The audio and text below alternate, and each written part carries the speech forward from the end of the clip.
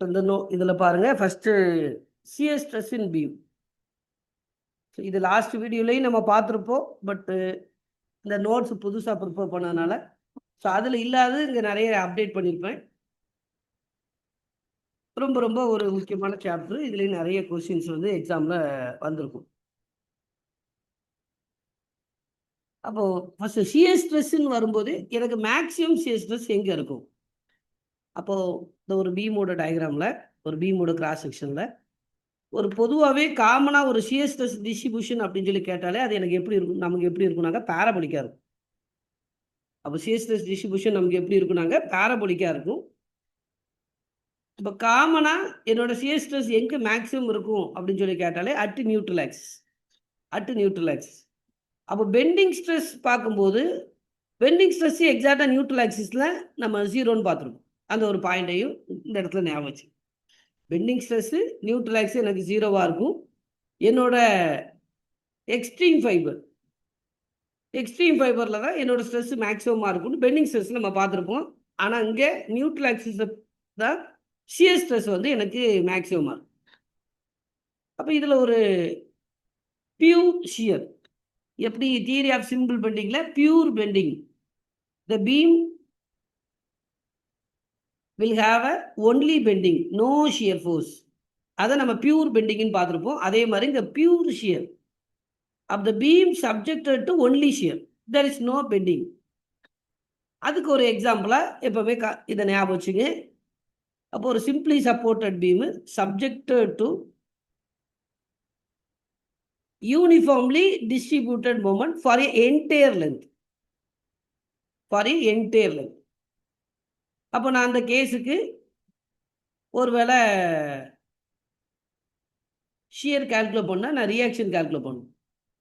Reaction calculate பண்ணும்போது அப்போ நான் அந்த பாயிண்டை பொறுத்து மொமெண்ட் எடுக்கிறேன்னு வைங்க. அப்போ RA × L ஈக்குவல் டு மொமெண்ட்டும் என்டையர் லென்த் இருக்கிறதுனால அப்போ M × L என்னோட ரியாக்ஷன் அப்போ M கிடைக்கும்.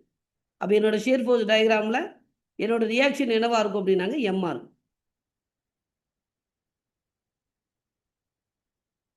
அப்போது மொமெண்ட் வரும்போது என்னோட ரியாக்ஷன் இன்ட்டு டிஸ்டன்ஸு, அதே மாதிரி மொமெண்ட் வரும்போது மொமெண்ட் இன்ட்டு டிஸ்டன்ஸ். ஏன்னா இது என்டையர் லென்த்லையுமே மொமெண்ட் இருக்கிறதுனால அப்போ அட் என்டையர் செக்ஷன்லையுமே என்னோட மொமெண்ட் என்னவா இருக்கும் அப்படின்னாங்க 0வாக இருக்கும். ஸோ அப்போ பியூர் ஷியருக்கு ஒரு simply supported beam subjected to uniformly distributed moment for entire லென்த்தை நீங்கள் மைண்டில் வச்சுக்கோங்க. ஓகேங்களாங்க. ஸோ அடுத்தது இந்த சிஎஸ் ஸ்ட்ரெஸ்ஸோட ஈக்குவேஷன். இதுவும் சில எக்ஸாம்பிள் அப்படியே இந்த ஃபார்முலாவே வந்திருக்கும். அப்போ F × A_y⁻I × B இது சிஎஸ் ஸ்ட்ரெஸ்ஸு. சம்டைம்ஸ் எப்படி கேட்டிருப்பாங்க shear flow per unit with அப்படின்னு கேட்பாங்க. Shear flow per unit with. அப்போ இந்த ஃபார்முலாவில் வித்தால் நீங்கள் மல்டிப்ளை பண்ணோம் அப்படின்னா அந்த வித்து மட்டும் கேன்சல் ஆயிரும். அப்போ F × A_y⁻I இதுதான் shear flow per unit with. இதுவும் சில எக்ஸாமில் கேட்டிருப்பாங்க. அப்போது இந்த சாப்டரை பொறுத்தவரையிலங்க இந்த சிஎஸ் ஸ்ட்ரெஸ் சாப்டரை பொறுத்தவரையில் நம்ம மேக்ஸிமம் என்ன தான் படிப்போம் அப்படின்னாங்க சிஎஸ் ஸ்ட்ரெஸ், அதாவது மேக்ஸிமம் சிஎஸ் ஸ்ட்ரெஸுக்கும் ஆவரேஜ் சிஎஸ் ஸ்ட்ரெஸுக்குள்ள ரேஷியோ தான் இந்த சாப்டரில் ஒரு முக்கியமான ஒன்று. அதில் பர்டிகுலராக பார்த்தீங்கன்னாங்க ஒரு 5 செக்ஷனுக்கு நம்மளோட நோட்ஸில் இருக்கும். அப்போது ரெக்டாங்குலர், சர்க்குலரு, ட்ரையாங்குலரு, நம்மளோட ஸ்கொயரை நம்ம ஒரு வேளை டயகனலாக ப்ளேஸ் பண்ணியிருக்கோம், ராம்பஸ் சொல்கிறோம். அதே மாதிரிங்க ஐ செக்ஷன்.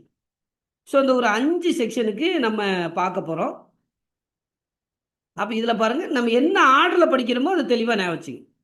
அப்போ நம்ம ஃபஸ்ட்டு என்ன செக்ஷனுக்கு பார்க்க போகிறோம் ரெக்டாங்குலர். அப்போ ரெக்டாங்குலரை பொறுத்தவரையில் மேக்ஸிமம் பை ஆவரேஜ் அப்படின்னா நம்ம என்ன சொல்கிறோம் அப்படின்னாங்க 3/2 அதாவது 1.5. அப்போ இந்த ஆவரேஜ் அப்படிங்கிறது எதை மீன் பண்ணும் அப்படின்னாங்க ஃபோர்ஸ் பை ஏரியா. இந்த ஒன்று கரெக்டாக ஞாபகம் வச்சு. இந்த ஆவரேஜுங்கிறது நமக்கு எதை மீன் பண்ணும் அப்படின்னாங்க ஃபோர்ஸ் பை ஏரியா.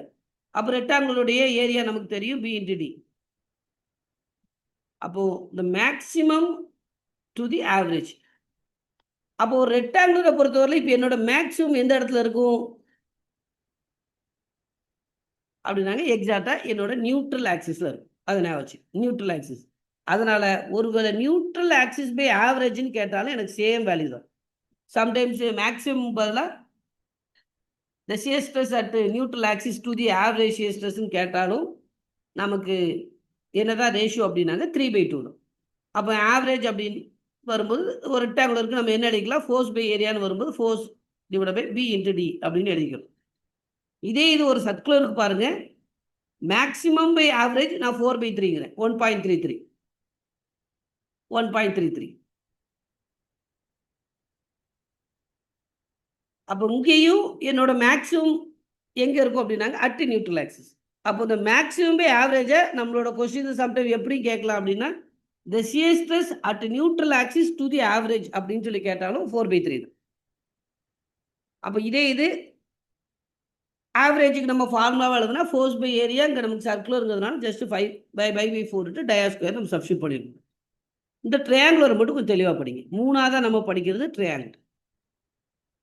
மூணாவதாக நம்ம படிக்கிறதுங்க ட்ரையாங்கிள்.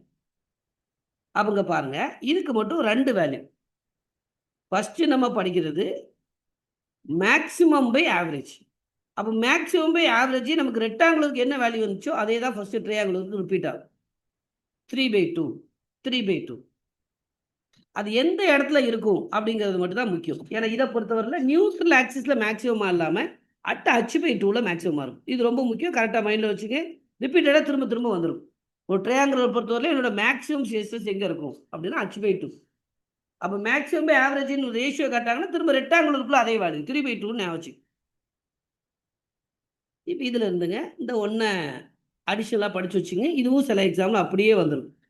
அப்போ ஃபார் ஆவரேஜ் ஷியர் ஸ்ட்ரெஸ்ஸை நான் ஃபோர்ஸ் பை ஏரியான்னு போடும்போது அப்போ ½ × b × hன்னு சொல்கிறேன். அப்போ டவ் ஆவரேஜுக்கு பதிலாக நான் இதை சப்ஸ்டியூட் பண்ணால் 3/2 × டவ் ஆவரேஜ். அப்போ 3/2 × ஃபோர்ஸுக்கு அப்போ இந்த 2 எனக்கு மேலே வந்துடும். அப்போ 2 கேன்சல் பண்ணிங்கன்னா அப்போ என்னோட maximum shear stress in terms of ஃபோர்ஸில் 3f/b × h. இதுவும் சில எக்ஸாம்பிள் அப்படியே வந்திருக்கும், கொஞ்சம் மைண்டில் வச்சுக்கோங்க. சாதாரண மேக்ஸிமம் பை ஆவரேஜில் ஆவரேஜுக்கு பதிலாக மட்டும் நான் force divide by area substitute பண்ணுறேன். அதே இது அடுத்தது பாருங்க, at neutral axis. At neutral ஆக்சிஸில் என்னோட ஷியர் ஸ்ட்ரெஸ்ஸுக்கும் டவ் ஆவரேஜுக்கும் ரேஷியோ காட்டாங்கன்னா 4/3. இது சர்க்குலரோட வேல்யூ. அப்போ நம்ம இந்த ஆர்டரில் படிக்கிறோங்கிறது மறந்துடாதீங்க. ரெக்டாங்குலர், சர்க்குலர், மூணாவதாக தான் ட்ரையாங்குலர் படிக்கிறோம். அப்போது ட்ரையாங்குலர் வரும்போது ரெக்டாங்குலரோட 3/2 எனக்கு வரும், ட்ரையாங்குலருடைய 4/3 வரும். 3/2 எங்கே இருக்கும்? நியூட்ரல் ஆக்சிஸில் இல்லாமல் அட் h/2ல இருக்கும். அதே இது அப்போ நியூட்ரல் ஆக்சிஸில் எனக்கு என்ன ரேஷியோவாக இருக்கும் அப்படின்னா 4/3. அப்போ இதுலேயும் டவ் ஆவரேஜோடைய வேல்யூ நீங்கள் சப்ஸ்டியூட் பண்ணீங்கன்னா அப்போ அந்த 1/2 2 மேலே போயிடுச்சுன்னா அப்போ 4 × 2 8. அப்போ 8f/3bh. இதை கொஞ்சம் ஞாபகம் வச்சு. ஸோ இந்த ரெண்டுமே சில எக்ஸாம்பிள் 3f/bhம் சில எக்ஸாம்பிள் அப்படியே வந்திருக்கு. நியூட்ரல் ஆக்சிஸில் 8f/3bhம் நம்ம எக்ஸாம்பிள் அப்படியே வந்து. அடுத்தது பாருங்க, ஸ்கொயரை நம்ம டயகனலாக பிளேஸ் பண்ணுறோம். அப்போ அந்த டயக்ராமை கரெக்டாக பார்த்து வச்சுங்க. இப்போ இந்த கேஸ்லையும் என்னோட ஷியர் ஸ்ட்ரெஸ் நியூட்ரல் ஆக்சிஸில் இருக்காது. அப்போ எங்கே இருக்கும் அப்படின்னா நியூட்ரல் ஆக்சிஸ்ல இருந்து எனக்கு பார்த்தீங்கன்னாங்க 1/8. நியூட்ரல் ஆக்சிஸ்ல இருந்துன்னு கேட்டாங்கன்னா 1/8. ஒருவேளை டாப் சர்ஃபேஸ்ல இருந்துன்னு கேட்டாங்க அப்படின்னாங்க 3/8. ரெண்டையுமே மைண்டில் வச்சு. ஃப்ரம் நியூட்ரல் ஆக்சிஸ்னா 1/8, டாப்ல இருந்துன்னா 3/8. இதில் எனக்கு மேக்ஸிமமுக்கு ஆவரேஜ் ரேஷியோ காட்டாங்கன்னா 9/8. அப்போ 9/8 ரேஷியோ பார்க்கும்போது 1.125. அப்போது என்னோட மேக்ஸிமம் ஸ்ட்ரெஸ் ஆவரேஜை விட எவ்வளோ % அதிகமாக இருக்கும்? அப்போ 1.125. இந்த நம்பரே ஞாபகம். சரிங்களாங்க. இதில்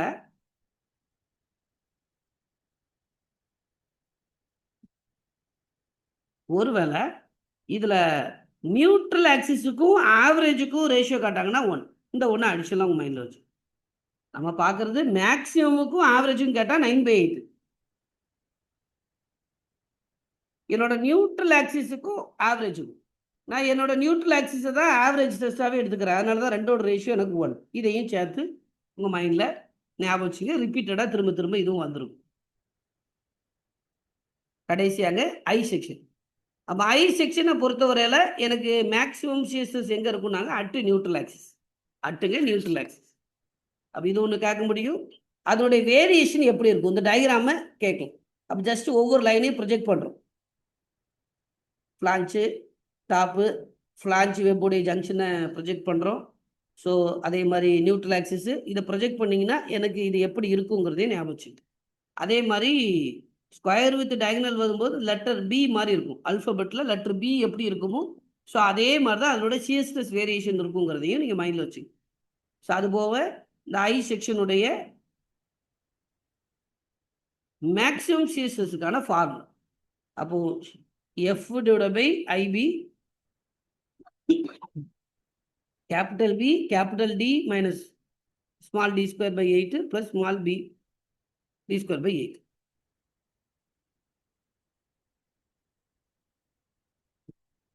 சரிங்களாங்க. இதை மட்டும் இந்த ஃபார்முலா பார்த்து வச்சுக்க. கேபிட்டல் பிங்கிறது என்னுடைய அவுட்டர் தான் நான் கேபிட்டல் பிங்கிறேன், இன்னரோட வேல்யூவை நான் ஸ்மால் பிங்கிறேன். அதே மாதிரி டெப்த்தை பொறுத்தவரையில் ஓவரால் டெப்த்தை நான் கேபிட்டல் டிங்கிறேன், டெப்த் ஆஃப் தி வெப்பை நான் ஸ்மால் டின்னு சொல்லுவேன்.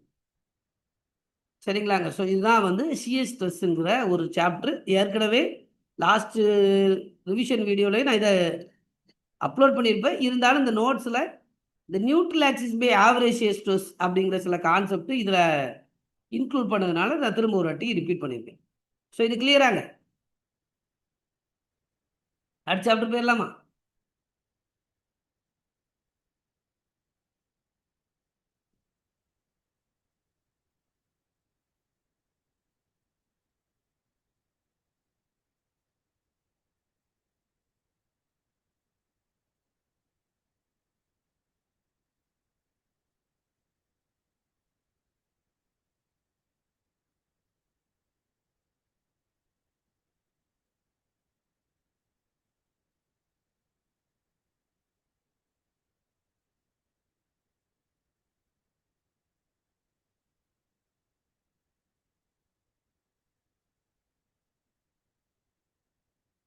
இப்போ அடுத்த சாப்டர் வந்து பார்த்தீங்கன்னாங்க டார்ஷனு. இதுவும் லாஸ்ட் வீடியோவில் நான் கவர் பண்ணியிருப்பேன். இருந்தாலும் இப்போ இந்த A3 புதுசாக ரெடி பண்ணதுனால இதில் உள்ளது அதில் உள்ளது மிஸ் பண்ணது இதில் நிறைய அப்டேட் பண்ணியிருப்பேன்.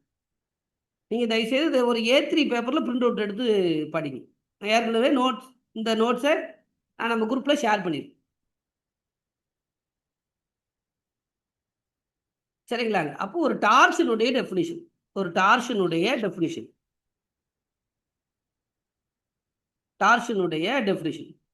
அப்போ நம்ம என்ன சொல்கிறோம் அப்படின்னா மொமெண்ட்டுங்க perpendicular to longitudinal axis. For எக்ஸாம்பிளுக்கு இந்த ஒரு பீமை ஞாபகம் வச்சுங்க, உங்களுக்கே டார்ஷன் என்னங்கிறது ரொம்ப ஈஸியாக புரியும். ஒரு கேன்லிவர் பீம் இருக்குது, கேன்லிவர் பீமு. அந்த கேன்லிவர் பீமில் இருந்து இன்னொரு கேன்லிவர் பீம் இருக்கு. அந்த கேன்லிவர் பீமில் இருந்து எனக்கு இன்னொரு கேன்லிவர் பீம் இருக்கு. இன்னொரு கேன்லிவர் ஒரு பீம் இருக்கு, அந்த பீம்லேருந்து சப்போர்ட் ஆகி எனக்கு இன்னொரு பீம் இருக்கு. அப்போ இது என்னோட பீம் 1, இது என்னோட பீம் 2. பீம் 2-ஐ பொறுத்தவரையில் எனக்கு ஷியர் ஃபோர்ஸ் பெண்டிங் மொமெண்ட் மட்டும்தான் இருக்கு.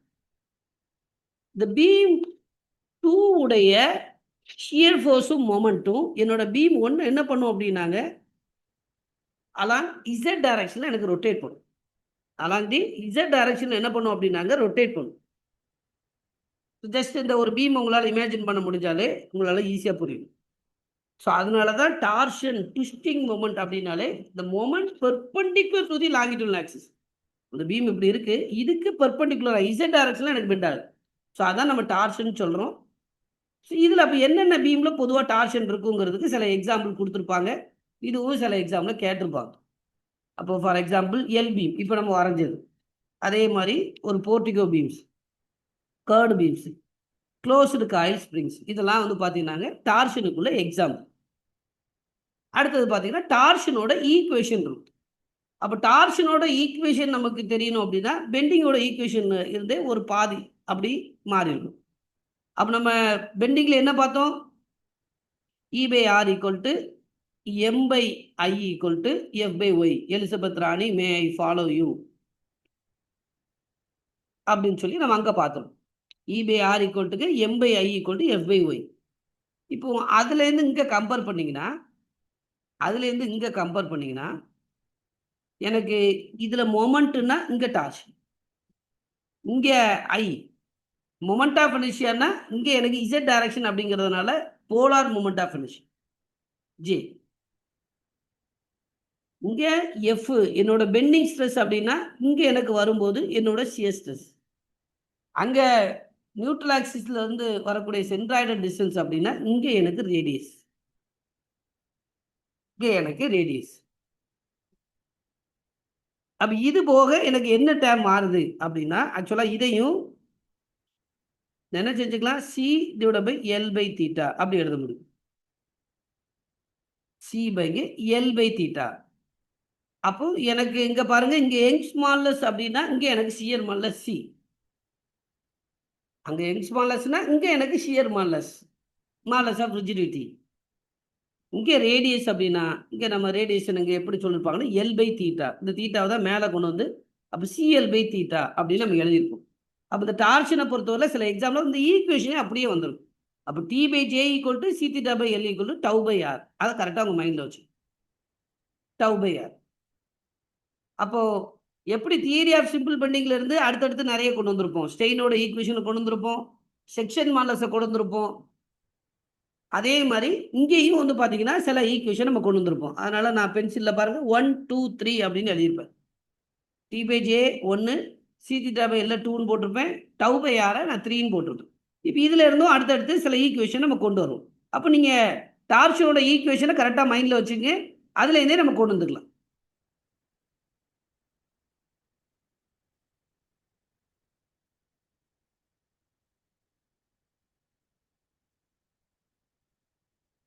அப்போ நான் இதில் ஃபர்ஸ்ட் டேர்முங்க டார்ஷனல் ரெசிஸ்டன்ஸு.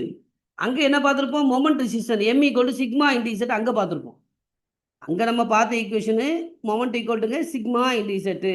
என்னோட ஒரு பீமுடைய moment of resistance is based on the section modulus அப்படின்னு பார்த்துருப்போம்.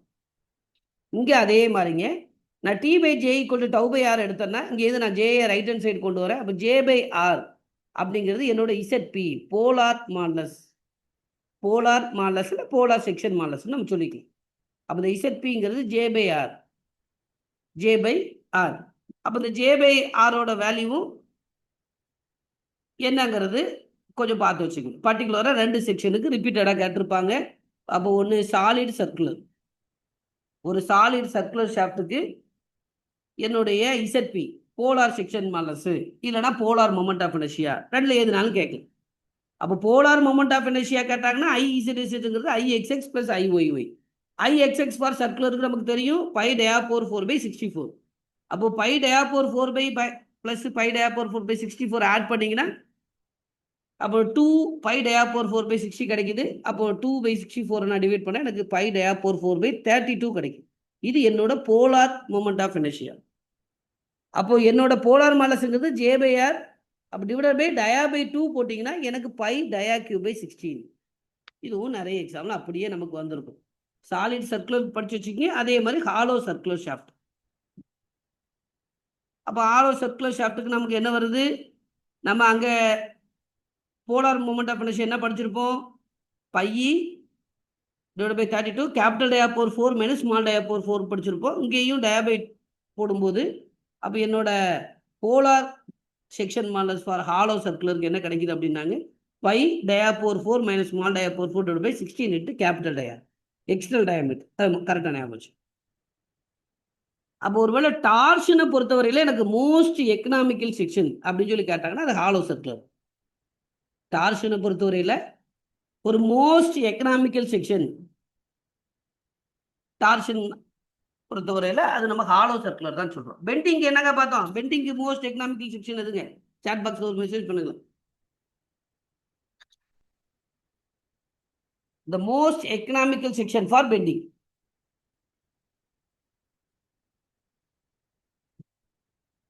அதனால நம்ம கடைசி ஒரு 5 செக்ஷனை கம்பேர் பண்ணோம், மறந்துடாதீங்க. அப்போ ஃபர்ஸ்ட் ஐ, ரெண்டாவது தான் ரெக்டாங்குலர், மூணாவது என்ன பார்த்தோம்,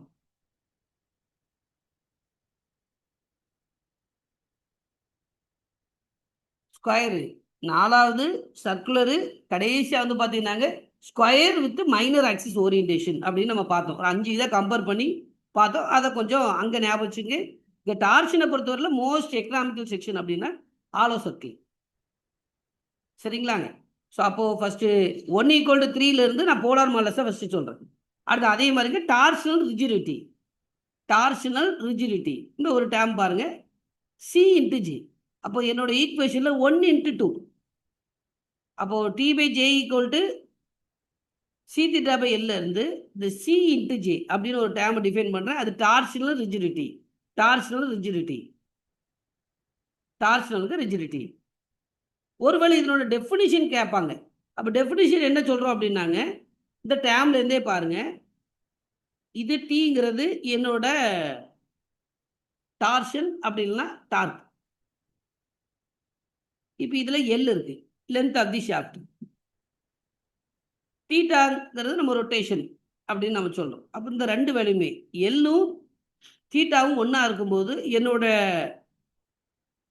டார்க்கை தான் நான் என்ன சொல்கிறேன், டார்ஷனல் ரிஜிடிட்டி. அப்போ என்ன ஒரு டெஃபினிஷன் இருக்கும் அப்படின்னாங்க, இந்த torsional produces unit twist per unit length. நான் தீட்டாவை 1ன்னு எடுக்கிறேன், அதை யூனிட் ட்விஸ்ட்டு. லென்த்தையும் நான் 1ன்னு எடுக்கிறேன். அப்போ இந்த torsional produces unit twist per unit லென்த்தை தான் நம்ம என்ன சொல்கிறோம் அப்படின்னாங்க டார்ஷனல் ரிஜிடிட்டி, C × G.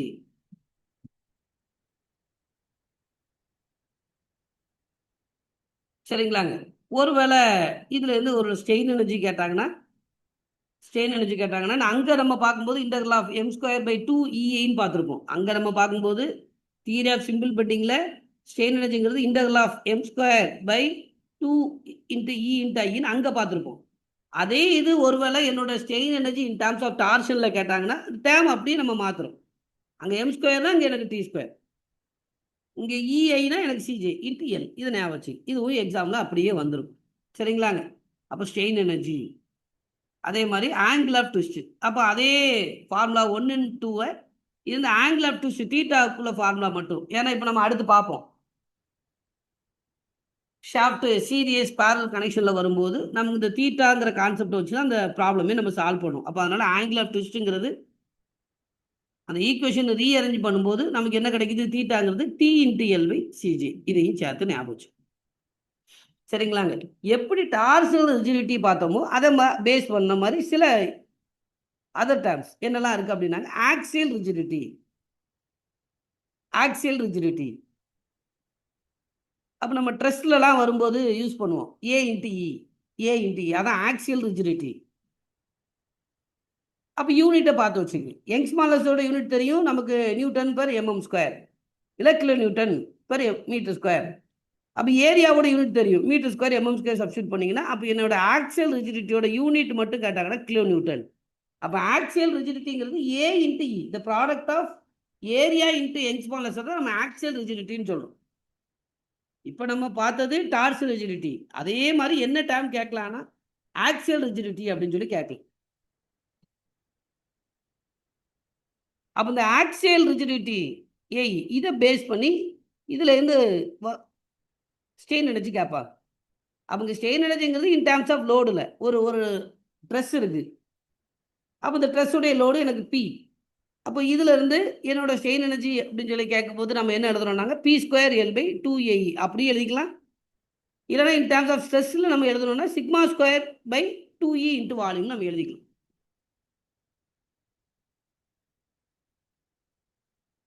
சரிங்களாங்க. இது எல்லாமே எப்படி வந்துச்சு அப்படின்னா ½ × ஸ்ட்ரெஸ் × ஸ்ட்ரெயின் × வால்யூம். நான் ஸ்ட்ரெயின் எனர்ஜி சாப்டரில் திரும்பவும் சொல்கிறேன்.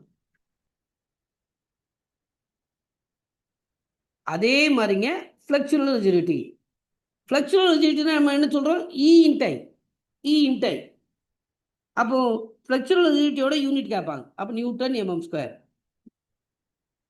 நியூட்டனுக்கு mm². அதே மாதிரி டார்ஷனல் ரிஜிடிட்டிக்கும் எனக்கு சேம் யூனிட் தான், N/mm². அப்போ இந்த ஃப்ளெக்சுரல் ரிஜிடிட்டி எனக்கு மொமெண்ட்னால, ஃப்ளெக்சுரல் அப்படின்னாலே பீமில் நமக்கு என்ன ப்ரொடியூஸ் ஆகும், மொமெண்ட். அப்போ மொமெண்ட்னால இன்டியூஸ் ஆகக்கூடிய என்னோட ஸ்ட்ரெயின் எனர்ஜி. அப்போ நம்ம என்ன சொல்கிறோம் அப்படின்னாங்க, இன்டெக்ரல் ஆஃப் m²/2EI, m²/2EI. அதே மாதிரி ஷியர் ரிஜிடிட்டி. பட் இதுவரை நமக்கு எக்ஸாம்பிள் இதுவரை பெருசாக வந்ததில்லை, பட் இருந்தாலும் தெரிஞ்சு வச்சுக்கோங்க. ஷியர் ரிஜிடிட்டி, ஷியர் ரிஜிடிட்டி அப்படின்னு A × G. ஏ இன்ட்டுங்க ஜி.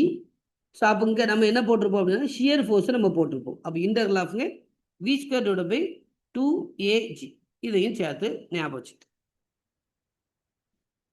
மற்ற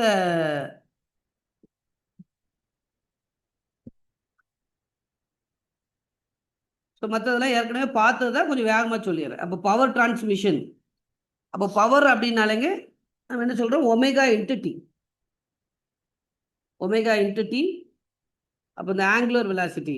அப்போ இந்த ஆங்குலர் நம்ம எப்படி எழுதிக்கலாம்னாங்க 2πn அப்படின்னு எழுதிக்கலாம். ஒரு ரொட்டேஷனுக்கு நம்ம எழுதும்போது நம்ம என்ன எழுதிக்கலாம் 2πn.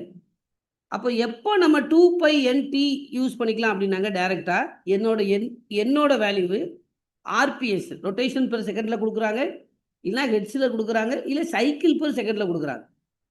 அப்படி இருந்துச்சுன்னா டைரெக்டாக பவர் அப்படிங்கிறது 2πnt அப்படின்னு நம்ம யூஸ் பண்ணிக்கலாம். ஆனால் நம்ம பொதுவாக மோஸ்ட் ப்ராப்ளத்தில் நம்ம எப்போவுமே எதான் யூஸ் பண்ணுவோம், 2πnt/60 இதான் யூஸ் பண்ணுவோம். ஏன் அப்படின்னா என்னோட வேல்யூ நமக்கு பொதுவாகவே எதில் தான் கொடுப்பாங்க, ஆர்பிஎம்மில் தான் கொடுப்பாங்க. ரொட்டேஷன் பெர் மினிட்ல தான் கொடுப்பாங்க. ரொட்டேஷன் பெர் செகண்டில் கொடுத்தாங்கன்னா நம்ம டேரெக்டாக என்ன போட்டுக்கலாம், 2πnt/60 2πnta போட்டுக்கலாம். இந்த ரெண்டு ஃபார்முலாக்குள்ள வித்தியாசத்தை கரெக்டாக ஞாபகம் வச்சுக்கணும். எப்போ நமக்கு 60 தேவையில்லைன்னா ஒருவேளை என்னோட வேல்யூவு ரொட்டேஷன் பெர் செகண்டு இல்லை ஹெட்ஸு இல்லை சைக்கிள் பெர் செகண்டில் கொடுத்தாங்கன்னா டைரெக்டாக நம்ம என்ன செஞ்சுக்கலாம், 2πnta நம்ம யூஸ் பண்ணிக்கலாம். அதே மாதிரி ஒரு மெட்ரிக் ஹார்ஸ் பவருங்கிறது நமக்கு தெரியும் 746 வாட்ஸு. அப்போ கிலோ வாட்ஸில் எழுதும்போது டிவைட் பை 1000 போட்டிங்கன்னா 0.746 கிலோ வாட்ஸுங்கிறதையும் ஞாபகம் வச்சு.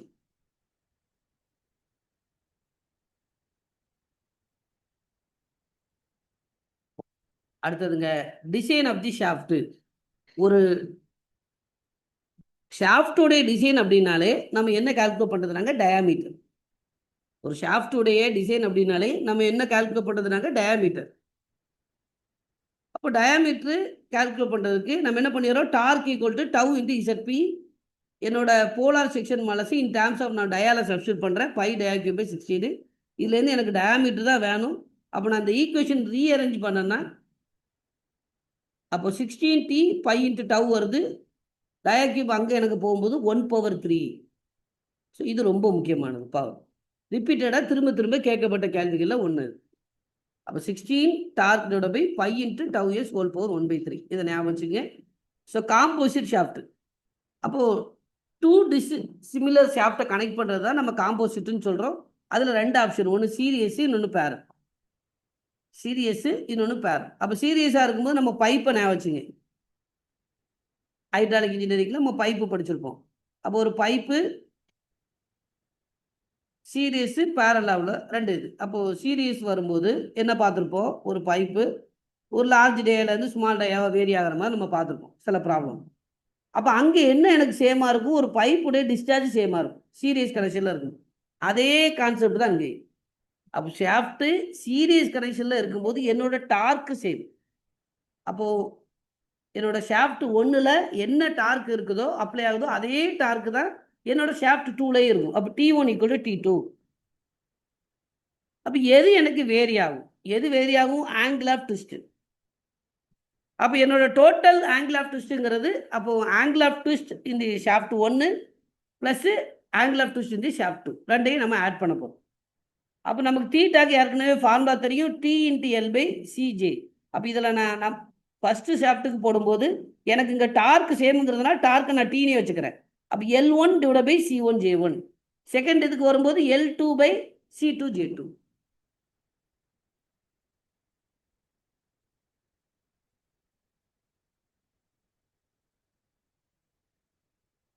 சரிங்களாங்க. அப்போ அதே மாதிரிங்க எனக்கு பேரல் கனெக்ஷன் வரும்போது அதே மாதிரி பைப்பில் இப்போது பேரல் கனெக்ஷன் இருக்குனாங்க.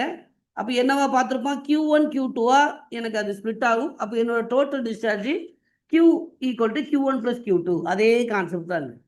அப்போ ஷாஃப்டை பொறுத்த வரையில் என்னோட டார்க் அப்படிங்கிறது T1 + T2. அப்போ இங்கே எனக்கு என்ன சேமு, ஆங்கிள் ஆஃப் ட்விஸ்ட் வந்து பார்த்தீங்கன்னா சேமு. ஓகேங்களாங்க. ஸோ அதே மாதிரி கம்பைன்டு ஸ்ட்ரெஸ்ஸஸ். அப்போ பெண்டிங்கும் டார்ஷனும் இப்போ நம்ம கம்பைண்டாக பார்க்க போகிறோம். ஏன்னா ஏற்கனவே தியரி ஆஃப் சிம்பிள் பெண்டிங் ஒரு தனி சாப்டராக படிச்சிருக்கோம், இப்போ டார்ஷன் ஒரு தனி சாப்டராக படிச்சுட்டு இருக்கோம். இப்போ இந்த ரெண்டையும் கம்பைன் பண்ண போகிறோம். இந்த கம்பைன் பண்ணும்போதும் பெண்டிங் ஸ்ட்ரெஸ் அலோனுக்குள்ள வேல்யூவும் கண்டிப்பாக தெரியணும், டார்ஷன் அலோனுக்குள்ள வேல்யூவும் தனியாக நமக்கு தெரியணும். அப்போ பெண்டிங் ஸ்ட்ரெஸ் அலோன், அப்போ பெண்டிங் ஸ்ட்ரெஸ்னால மட்டும் வரக்கூடிய என்னோட வேல்யூ, அப்போ பெண்டிங் ஸ்ட்ரெஸ் சிக்மாங்கிறது M/Z. அப்போ ஒரு சாலிட் சர்க்குலருடைய செக்ஷன் மாடலஸ் போடுறேன், இங்கே மறந்துடாதீங்க. பெண்டிங் ஸ்ட்ரெஸ்ன்னு வரும்போது எனக்கு செக்ஷன் மாடலஸ். அப்போ Z = I/Y. அப்போ பை டயாக்யூ பை 32 தான். அப்போ எனக்கு என்னோட பெண்டிங் ஸ்ட்ரெஸ் மட்டும் கேட்டாங்கன்னா அப்போ 32 M/π டயாக்யூ.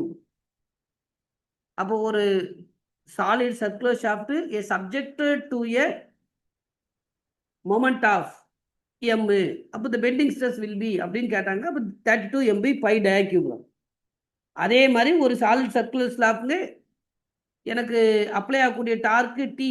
அப்போ இதுலேருந்து இன்டியூஸ் ஆகக்கூடிய சியர் ஸ்ட்ரெஸ் ஏற்கனவே இது நம்ம பார்த்துட்டோம், அதனால இந்த வேல்யூ உங்களுக்கு பார்த்தோன்னே தெரியும், 16T/π டயாக்யூ. இப்போ இந்த ரெண்டையும் கம்பைன் பண்ணுறோம். எதை யூஸ் பண்ணி? செகண்ட் சாப்டரில் பார்க்கக்கூடிய காம்ப்ளெக்ஸ் ஸ்ட்ரெஸ்ல இருந்து. அப்போ பிரின்சிபல் ஸ்ட்ரெஸ்ஸுங்கிறது எனக்கு இங்கே 2 ஸ்ட்ரெஸ் இருக்குது, பெண்டிங் ஸ்ட்ரெஸ் சிக்மா இருக்குது, சியர் ஸ்ட்ரெஸ் டவு இருக்குது. அப்போ அங்கே சிக்மா X + சிக்மா Y/2ன்னு பார்த்துருப்போம். அங்கே எனக்கு ஒய்யோட டேம் மட்டும் 0, ஒன்லி சிக்மாவை மட்டும் எடுத்துக்கிறேன். அப்போ சிக்மா/2 ± சிக்மா/2 ஹோல் ஸ்கொயர் + டவு ஸ்கொயர். இதில் நான் இப்போ பார்த்த ஃபார்முலாவை நான் சப்ஸ்டியூட் பண்ணி சிம்பிளிஃபை பண்ணுறேன். அப்போ இதுலேருந்து என்னோட மேஜர் மைனர், என்னுடைய major principal stress for torsion கேட்கும்போது இந்த ஒரு ஈக்குவேஷன் ஞாபகம் வச்சுங்க, எக்ஸாமில் அப்படியே வந்திருக்கும். 16/π டயாக்யூப். மேஜர்னா M + √(m²t²), மைனர் அப்படின்னா M - √(m²t²). ரொம்ப முக்கியமானது. இதே இது சியர் ஸ்ட்ரெஸ் கேட்டாங்கன்னா அதே 16π டயாக்யூப், இந்த டேர்மில் அந்த M மட்டும் இருக்காது. அப்போது 16π டயாக்யூப் √(m² + t² மட்டும். அடுத்ததுங்க பொசிஷன் ஆஃப் பிரின்சிபல் பிளேனு. அங்கே நம்ம என்ன ஃபார்முலா பார்த்துருப்போம்? tan 2θ = 2τ/σx - சிக்மா ஒய்ன்னு பார்த்துருப்போம். எனக்கு அங்கே சிக்மா ஒய் இதை பொறுத்தவரை 0. அப்போ 2τ/σன்னு எழுதலாம், பழைய ஈக்குவேஷன்ல இருந்து 2τ/σன்னு எழுதலாம். அப்போ என்னோட 2τ/σ = T/m. அப்போ இதில் இருந்து சம்டைம் எக்ஸாமில் நமக்கு எப்படி கொஸ்டின் வரும்னா, the ratio of shear stress to the bending stress அப்படிங்கிறது. அப்போ நான் 2 கீழே கொண்டு வந்தேன்னா அப்போ டார்ஷன் / 2m மறந்துடாதீங்க, ரொம்ப முக்கியமானது. எக்ஸாம்பிள் ரிப்பீட்டடாக திரும்ப திரும்ப கேட்கப்பட்ட கேள்விகளில் ஒன்று. shear stress by bending stressங்கிறது டார்க் பை 2m. சம்டைம்ஸ் அப்போ எப்படி கேட்பாங்க? பெண்டிங் பை சின்னு கேட்பாங்க. அப்போ என்னோட ஆப்ஷன் என்னவா மாற்றிடணும்? 2m/t ஆகிடும். சரிங்களாங்க. அடுத்தது ஈக்குவலன்ட் டார்க். ஈக்குவலன்ட் டார்க் நம்ம ஒரு ஆர்சிசியில் திரும்ப படிக்கும்போது படிப்போம். ஒரு பீம் சப்ஜெக்டட் டு டார்ஷன் வரும்போது டார்ஷனுக்கு டைரக்டாக டிசைன் பண்ணவே முடியாது, ஈக்குவலன்ட் ஷியர் ஈக்குவலன்ட் பெண்டிங் மொமெண்ட்டாக மாற்றி தான் நம்ம டிசைன் பண்ணணும்னு சொல்லி ஆர்சிசியில் டார்ஷன் சாப்டரில் பார்ப்போம். அதே தான் மாதிரி தான் இங்கே ஒரு டேர்ம் ஈக்குவலன்ட் டார்க். அப்போ எனக்கு மொமெண்ட்டும் இருக்குது, டார்ஷனும் இருக்குது. அப்போ நம்ம டிசைன் பண்ணும்போது என்னவா மாற்றி டிசைன் பண்ணிக்கலாம் அப்படின்னா ஈக்குவலன்ட் டார்க்காக மாற்றி என்ன செஞ்சுக்கலாம்? நம்ம டிசைன் பண்ணிக்கலாம். ஈக்குவலன்ட் டார்க்காக மாற்றி நம்ம என்ன செஞ்சுக்கலாம் அப்படின்னாக்க டிசைன் பண்ணிக்கலாம். ஈக்குவலன்ட் டார்க் அப்படிங்கிறதுங்க √(m²t²). அப்போ ப்ராப்ளமே வரும். Yes, solid shaft subject to a moment of ஒரு வேல்யூ கொடுத்துருப்பாங்க, ஒரு 3 kN/m, டார்ஷனு 4 kN/m.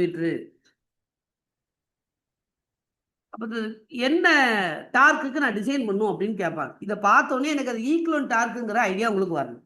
அப்போ √(m² + t²) அதை நான் வச்சுங்க.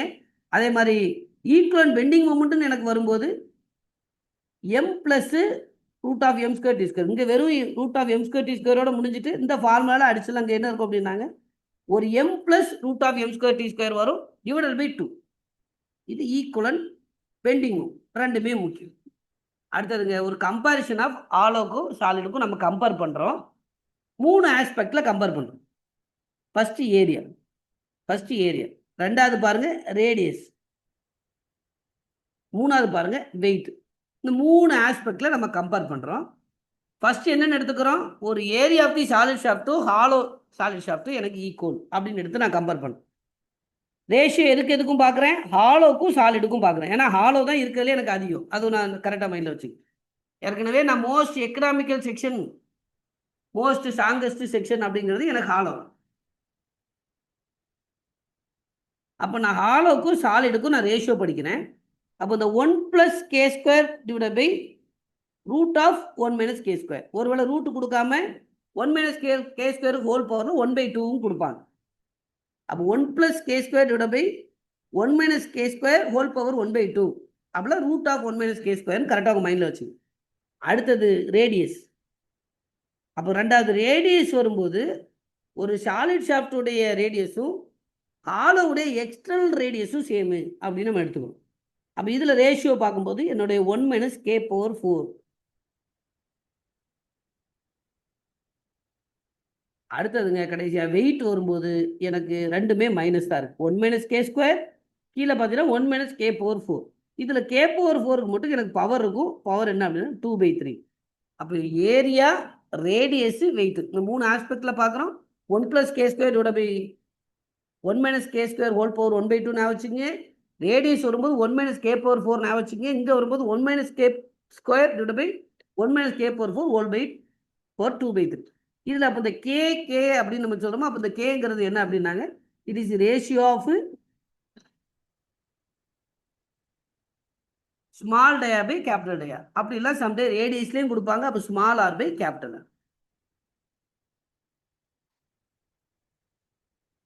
சரிங்களாங்க.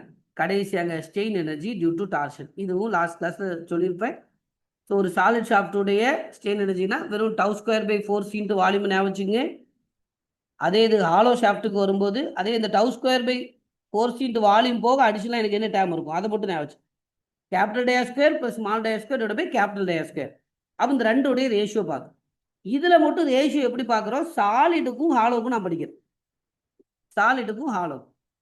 அப்போ பார்க்கும்போது இந்த டினாமினேட்டரில் உள்ள கேபிட்டல் டயா ஸ்கொயர் எனக்கு மேலே வந்துடும் ரேஷியோ பார்க்கும்போது. அப்போது capital dia square divide by capital dia square plus small dia square. ஒருவேளை ஹாலோ பை சாலிடுன்னு கேட்டாங்கன்னா இது எனக்கு மேலே இருக்கும். சரிங்களாங்க. ஸோ இதுதான் லாஸ்ட் கிளாஸில் நம்ம பார்த்தது. பட் இருந்தாலும் இந்த நோட்ஸில் கொஞ்சம் நிறைய அப்டேட் பண்ணியிருப்பேன். அதனால் இதில் உள்ளதை பார்த்து ப்ரிப்பேர் பண்ணிக்கணும். ஸோ இது கிளியராங்க. அடுத்து போயிடலாமா?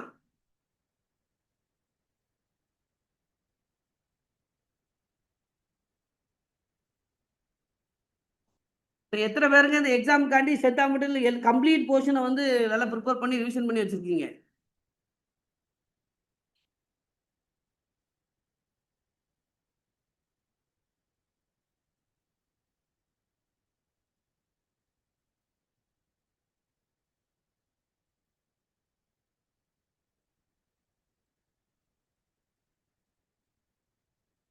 ஓகே. ஸோ அடுத்தது நான் ஃபஸ்ட்டு சாப்டர் போகிறேன். First chapter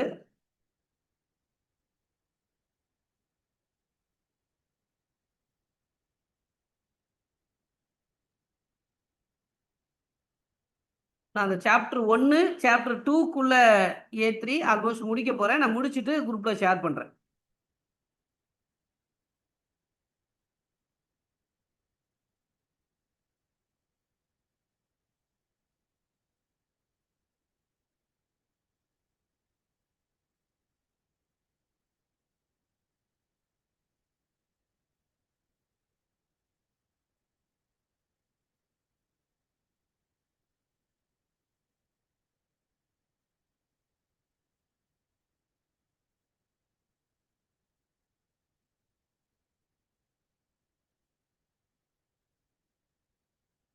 okay. ஸோ அப்போ இந்த ஃபஸ்ட்டு சாப்டரில் நமக்கு என்ன இருக்கும் அப்படின்னாங்க, ஸ்ட்ரெஸ் அண்ட் ஸ்ட்ரெயின். ஸோ இதுல இருந்தும் நமக்கு நிறைய கொஸ்டின்ஸ் எக்ஸாமில் வந்திருக்கும். ரொம்ப ரொம்ப ரொம்ப முக்கியமானது. அப்போ இந்த சாப்டர் நம்ம என்ன பார்க்குறோம், இந்த ஸ்ட்ரெஸ் அண்ட் ஸ்ட்ரெயினில் நம்ம என்னெல்லாம் பார்க்குறோம் அப்படின்னா, நம்ம நோட்ஸில் ஃபஸ்ட்டு டேம்லே என்னதான் இருக்கும் அப்படின்னாங்க, ஸ்ட்ரென்த்து. அப்போ ஸ்ட்ரென்த்துங்கிறது ability of the structure to resist failure. அதுதான் ஸ்ட்ரென்த் அப்படின்னு சொல்கிறோம். அதே மாதிரி ஸ்டிஃப்னஸ். ஸ்டிஃப்னஸ்ன்னு வரும்போது நம்ம என்ன சொல்கிறோம் அப்படின்னா, ability of resist deformation. Deformation resist பண்ணுறத நம்ம ஸ்டிஃப்னஸ்ங்கிறோம். ஸ்டிஃப்னஸை 2 டேர்மில் டிஃபைன் பண்ணலாம். அதாவது ஸ்டிஃப்னஸை நம்ம கேன்னு டினோட் பண்ணுறோம். கேங்கிறது force by del. Force by del. அப்போ இதுலேருந்து நான் ஸ்டிஃப்னஸோட டெஃபினிஷன் சொன்னேன்னா force require to produce unit deformation சொல்லணும். ஃபோர்ஸுங்க require to produce unit deformation சொல்லலாம். அப்படி இல்லை நாங்கள் m/θ ஸ்டிஃப்னஸை நான் இப்படி டிஃபைன் பண்ணலாம். அப்போ moment require to produce unit rotation சொல்லணும். இந்த ரெண்டு டெஃபினிஷனு f/δ இருந்து m/θ இருந்து நான் வச்சுக்கணும். ஃபோர்ஸ்லேருந்து நான் சொன்னேன்னா force require to produce unit deformation, மொமெண்ட்லேருந்து சொன்னேன்னா மொமெண்ட் ரெக்யூர் டு ப்ரொடியூஸ்க்கு யூனிட் ரொட்டேஷன், யூனிட்டுக்கு ரொட்டேஷன்.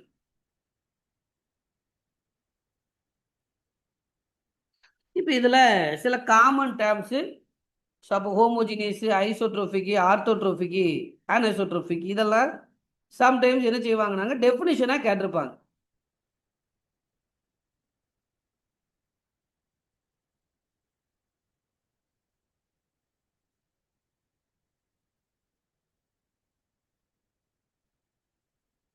அப்போ ஒரு ஹோமோஜினியஸ் ஜஸ்ட் இந்த டயக்ராமை மட்டும் உங்கள் மைண்டில் வச்சுக்கோங்க, நீங்கள் ஈஸியாக என்ன செஞ்சிடலாம் அப்படின்னாங்க ஹோமோஜினியஸை டிஃபைன் பண்ண முடியும். அப்புறம் ஒரு டயக்ராம் வரைஞ்சிருக்கு. இதில் பாருங்கள், ஆரோ எல்லாமே வந்து பார்த்தீங்கன்னா எனக்கு ஒரே டைரக்ஷனில் நான் ஆரோ வரைஞ்சிருக்கேன். ஆரோ பார்த்தீங்கன்னா எல்லாமே ஒரே டைரக்ஷன், எல்லாமே எனக்கு எக்ஸ் டைரக்ஷனில் என்னோட ஆரோ இருக்கு. என்னோட எல்லா வேல்யூமே நான் என்ன தான் சொல்கிறேன் அப்படின்னா சிக்மா. அப்போ இந்த ஹோமோஜீனியஸ் அப்படின்னு வரும்போது அட் ஆல் பாயிண்ட்ஸில் இந்த ஐடென்டிக்கல் டைரக்ஷன், அதாவது பர்டிகுலராக ஒரு டைரக்ஷனில் அதனுடைய ப்ராப்பர்ட்டி சேமாக தான் இருக்கும். எல்லா பாயிண்ட்லையுமே எனக்கு அது சிக்மாவாக தான் இருக்கும். அதான் ஹோமோஜீனியஸ். அப்போ ஹோமோஜீனியஸ் ஜஸ்ட் இந்த ஒரு டயக்ராமை உன் மைண்டில் வச்சுக்க ஈஸியாக உங்களால் டெஃபினிஷன் அடிச்சிட முடியும். பட்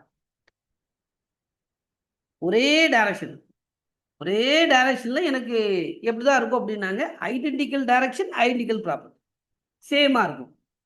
அப்போ இது இந்த டயக்ராமில் இருந்து இந்த எக்ஸுங்கிற டைரக்ஷனில் வரக்கூடிய எல்லாமே எனக்கு என்னவாக தான் இருக்குது சிக்மாவாக தான் இருக்குது. இதை தான் நான் ஹோமோஜீனியஸ் அப்படின்னு சொல்லுவேன்.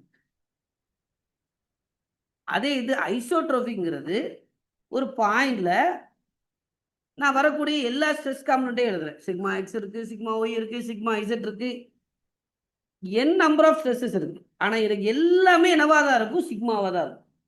ரெண்டோட டிஃப்ரென்ஸை கரெக்டாக பாரு.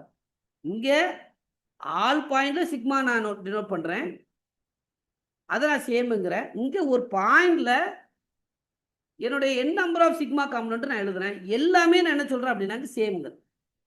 ரெண்டோட வித்தியாசத்தை கரெக்டாக நான் வச்சு ஜஸ்ட் இந்த டயக்ராம் உங்கள் மைண்டில் இருந்தாலே ஈஸியாக ஹோமோஜினியஸ், ஐசோட்ரோபிக், ஆர்த்தோட்ரோபிக், அனைசோட்ரோபிக் உங்களால் ஈஸியாக ஆப்ஷன் அடிச்சிட முடியும். சரிங்களாங்க. அதே மாதிரிங்க ஆர்த்தோட்ரோபிக். ஆர்த்தோட்ரோபிக் அப்படின்னாலே 3 மியூச்சுவலி பெர்பெண்டிகுலர் டைரக்ஷனில் டிஃப்ரெண்ட் ப்ராப்பர்ட்டி இருக்குது. அது கரெக்டாக வச்சு அப்போ sigma X, sigma Y, sigma Z, அப்போ 3 டைரக்ஷன் எடுக்கிறேன். 3 மியூச்சுவலி பெர்பெண்டிகுலர் டைரக்ஷனில் வேறு வேறு ப்ராப்பர்ட்டி இருக்குது. அப்போ எக்ஸ் எடுத்தால் என்னோட ப்ராப்பர்ட்டி சிக்மா எக்ஸாக இருக்கும், ஒய் எடுத்துட்டோன்னா என்னோட ப்ராப்பர்ட்டி சிக்மா ஒய்யாக இருக்கும், இசட் எடுத்துட்டா சிக்மா இசட்டாக இருக்கும். 3 வேறு வேறு வேல்யூ. ஸோ இதை தான் நான் ஆர்த்தோட்ராஃபிக் அப்படின்னு சொல்கிறேன். அதே மாதிரிங்க அனைசோட்ரோபிக்னு வரும்போது டிஃப்ரெண்ட் டைரக்ஷனில் டிஃப்ரெண்ட் ஸ்ட்ரெஸ் இருக்குது. எப்படி சிக்மா 1, சிக்மா 2, சிக்மா 3, சிக்மா 1 2, அதாவது நம்ம நார்மலாக பார்த்துருப்போம். ஸ்ட்ரெஸ் காம்பனண்ட்டில் sigma X, sigma Y, sigma Z போக சிக்மா எக்ஸ் ஒய் பார்த்துருப்போம். இப்படி ஒவ்வொரு டைரக்ஷன்லையும் நமக்கு வேற வேற ப்ராப்பர்ட்டி இருக்குது. டிஃப்ரெண்ட் டைரக்ஷனு டிஃப்ரெண்ட் ப்ராப்பர்ட்டி, அதான் ஆன் ஐசோட்ரோபிக் அப்படின்னு நம்ம சொல்றோம். சரிங்களா. இந்த ஐசோட்ரோபிக்லேருந்து ஆன் ஐசோட்ரோபிக் நீங்கள் மைண்டில் வச்சுக்க ரொம்ப ஈஸி. இங்கே எல்லா ப்ராப்பர்ட்டியுமே நம்ம சேமுங்கிறோம், அப்போ அங்கே எல்லா ப்ராப்பர்ட்டியுமே டிஃப்ரெண்ட், அதான் ஆன் ஐசோட்ரோபிக். ஸோ இந்த டெஃபினிஷனுக்காக ஹோமோஜினியஸ், ஐசோட்ரோபிக், ஆர்த்தோட்ரோபிக், அனைசோட்ரோபிக் இந்த நாளையும் கம்பேர் பண்ணி படிச்சு வச்சுங்க, ரொம்ப முக்கியமானது. ஸோ கிளியராங்க. அடுத்து போயிடலாமா?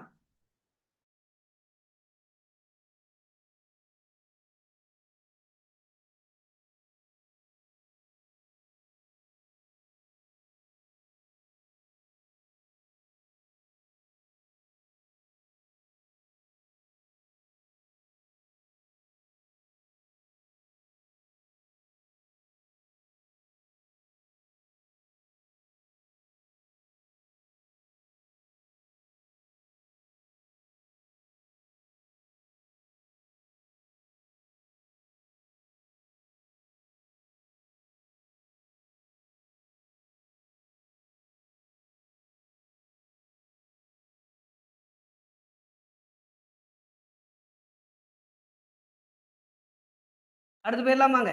ஓகே.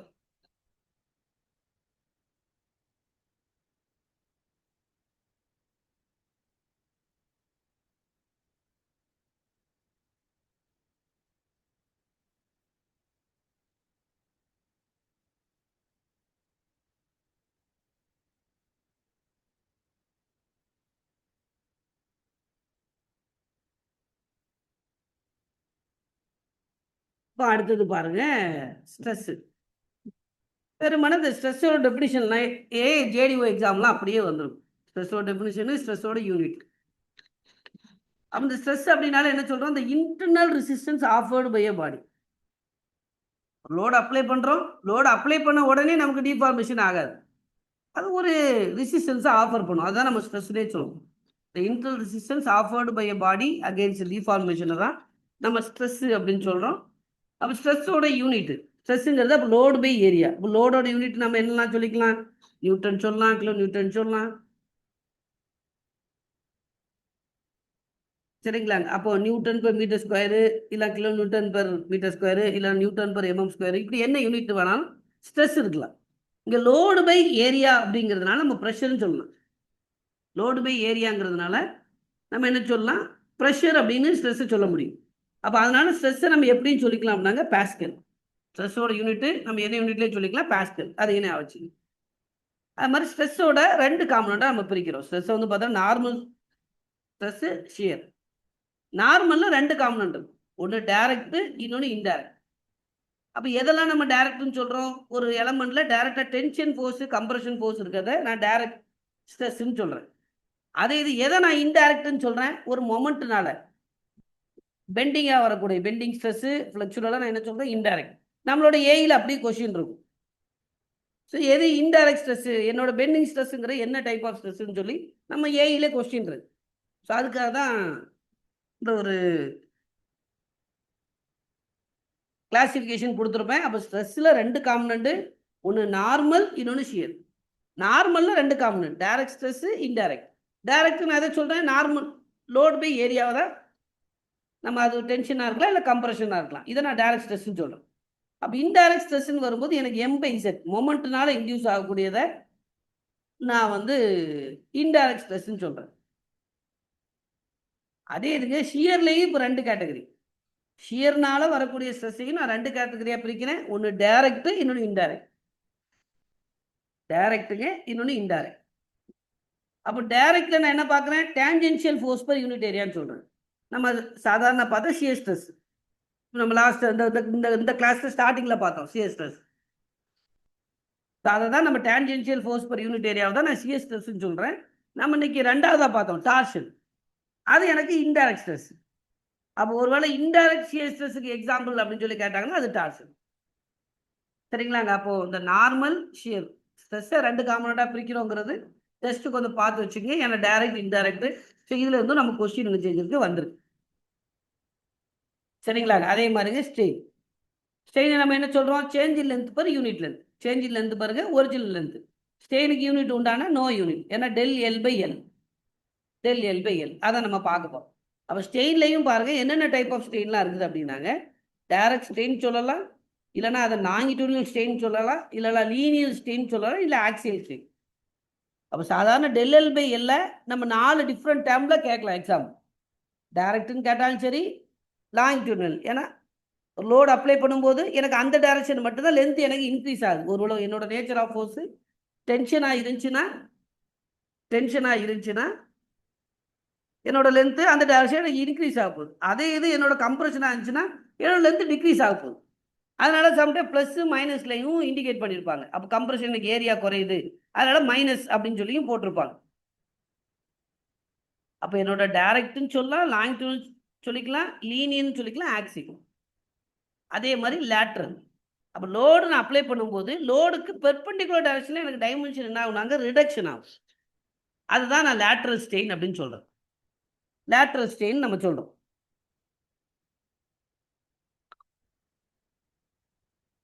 இப்போ லேட்ரலையும் நம்ம எப்படிலாம் டினோட் பண்ணிக்கலாம்? நாங்கள் ஒன்று பிரெத்துன்னு எடுத்துட்டோன்னா change in breadth by original.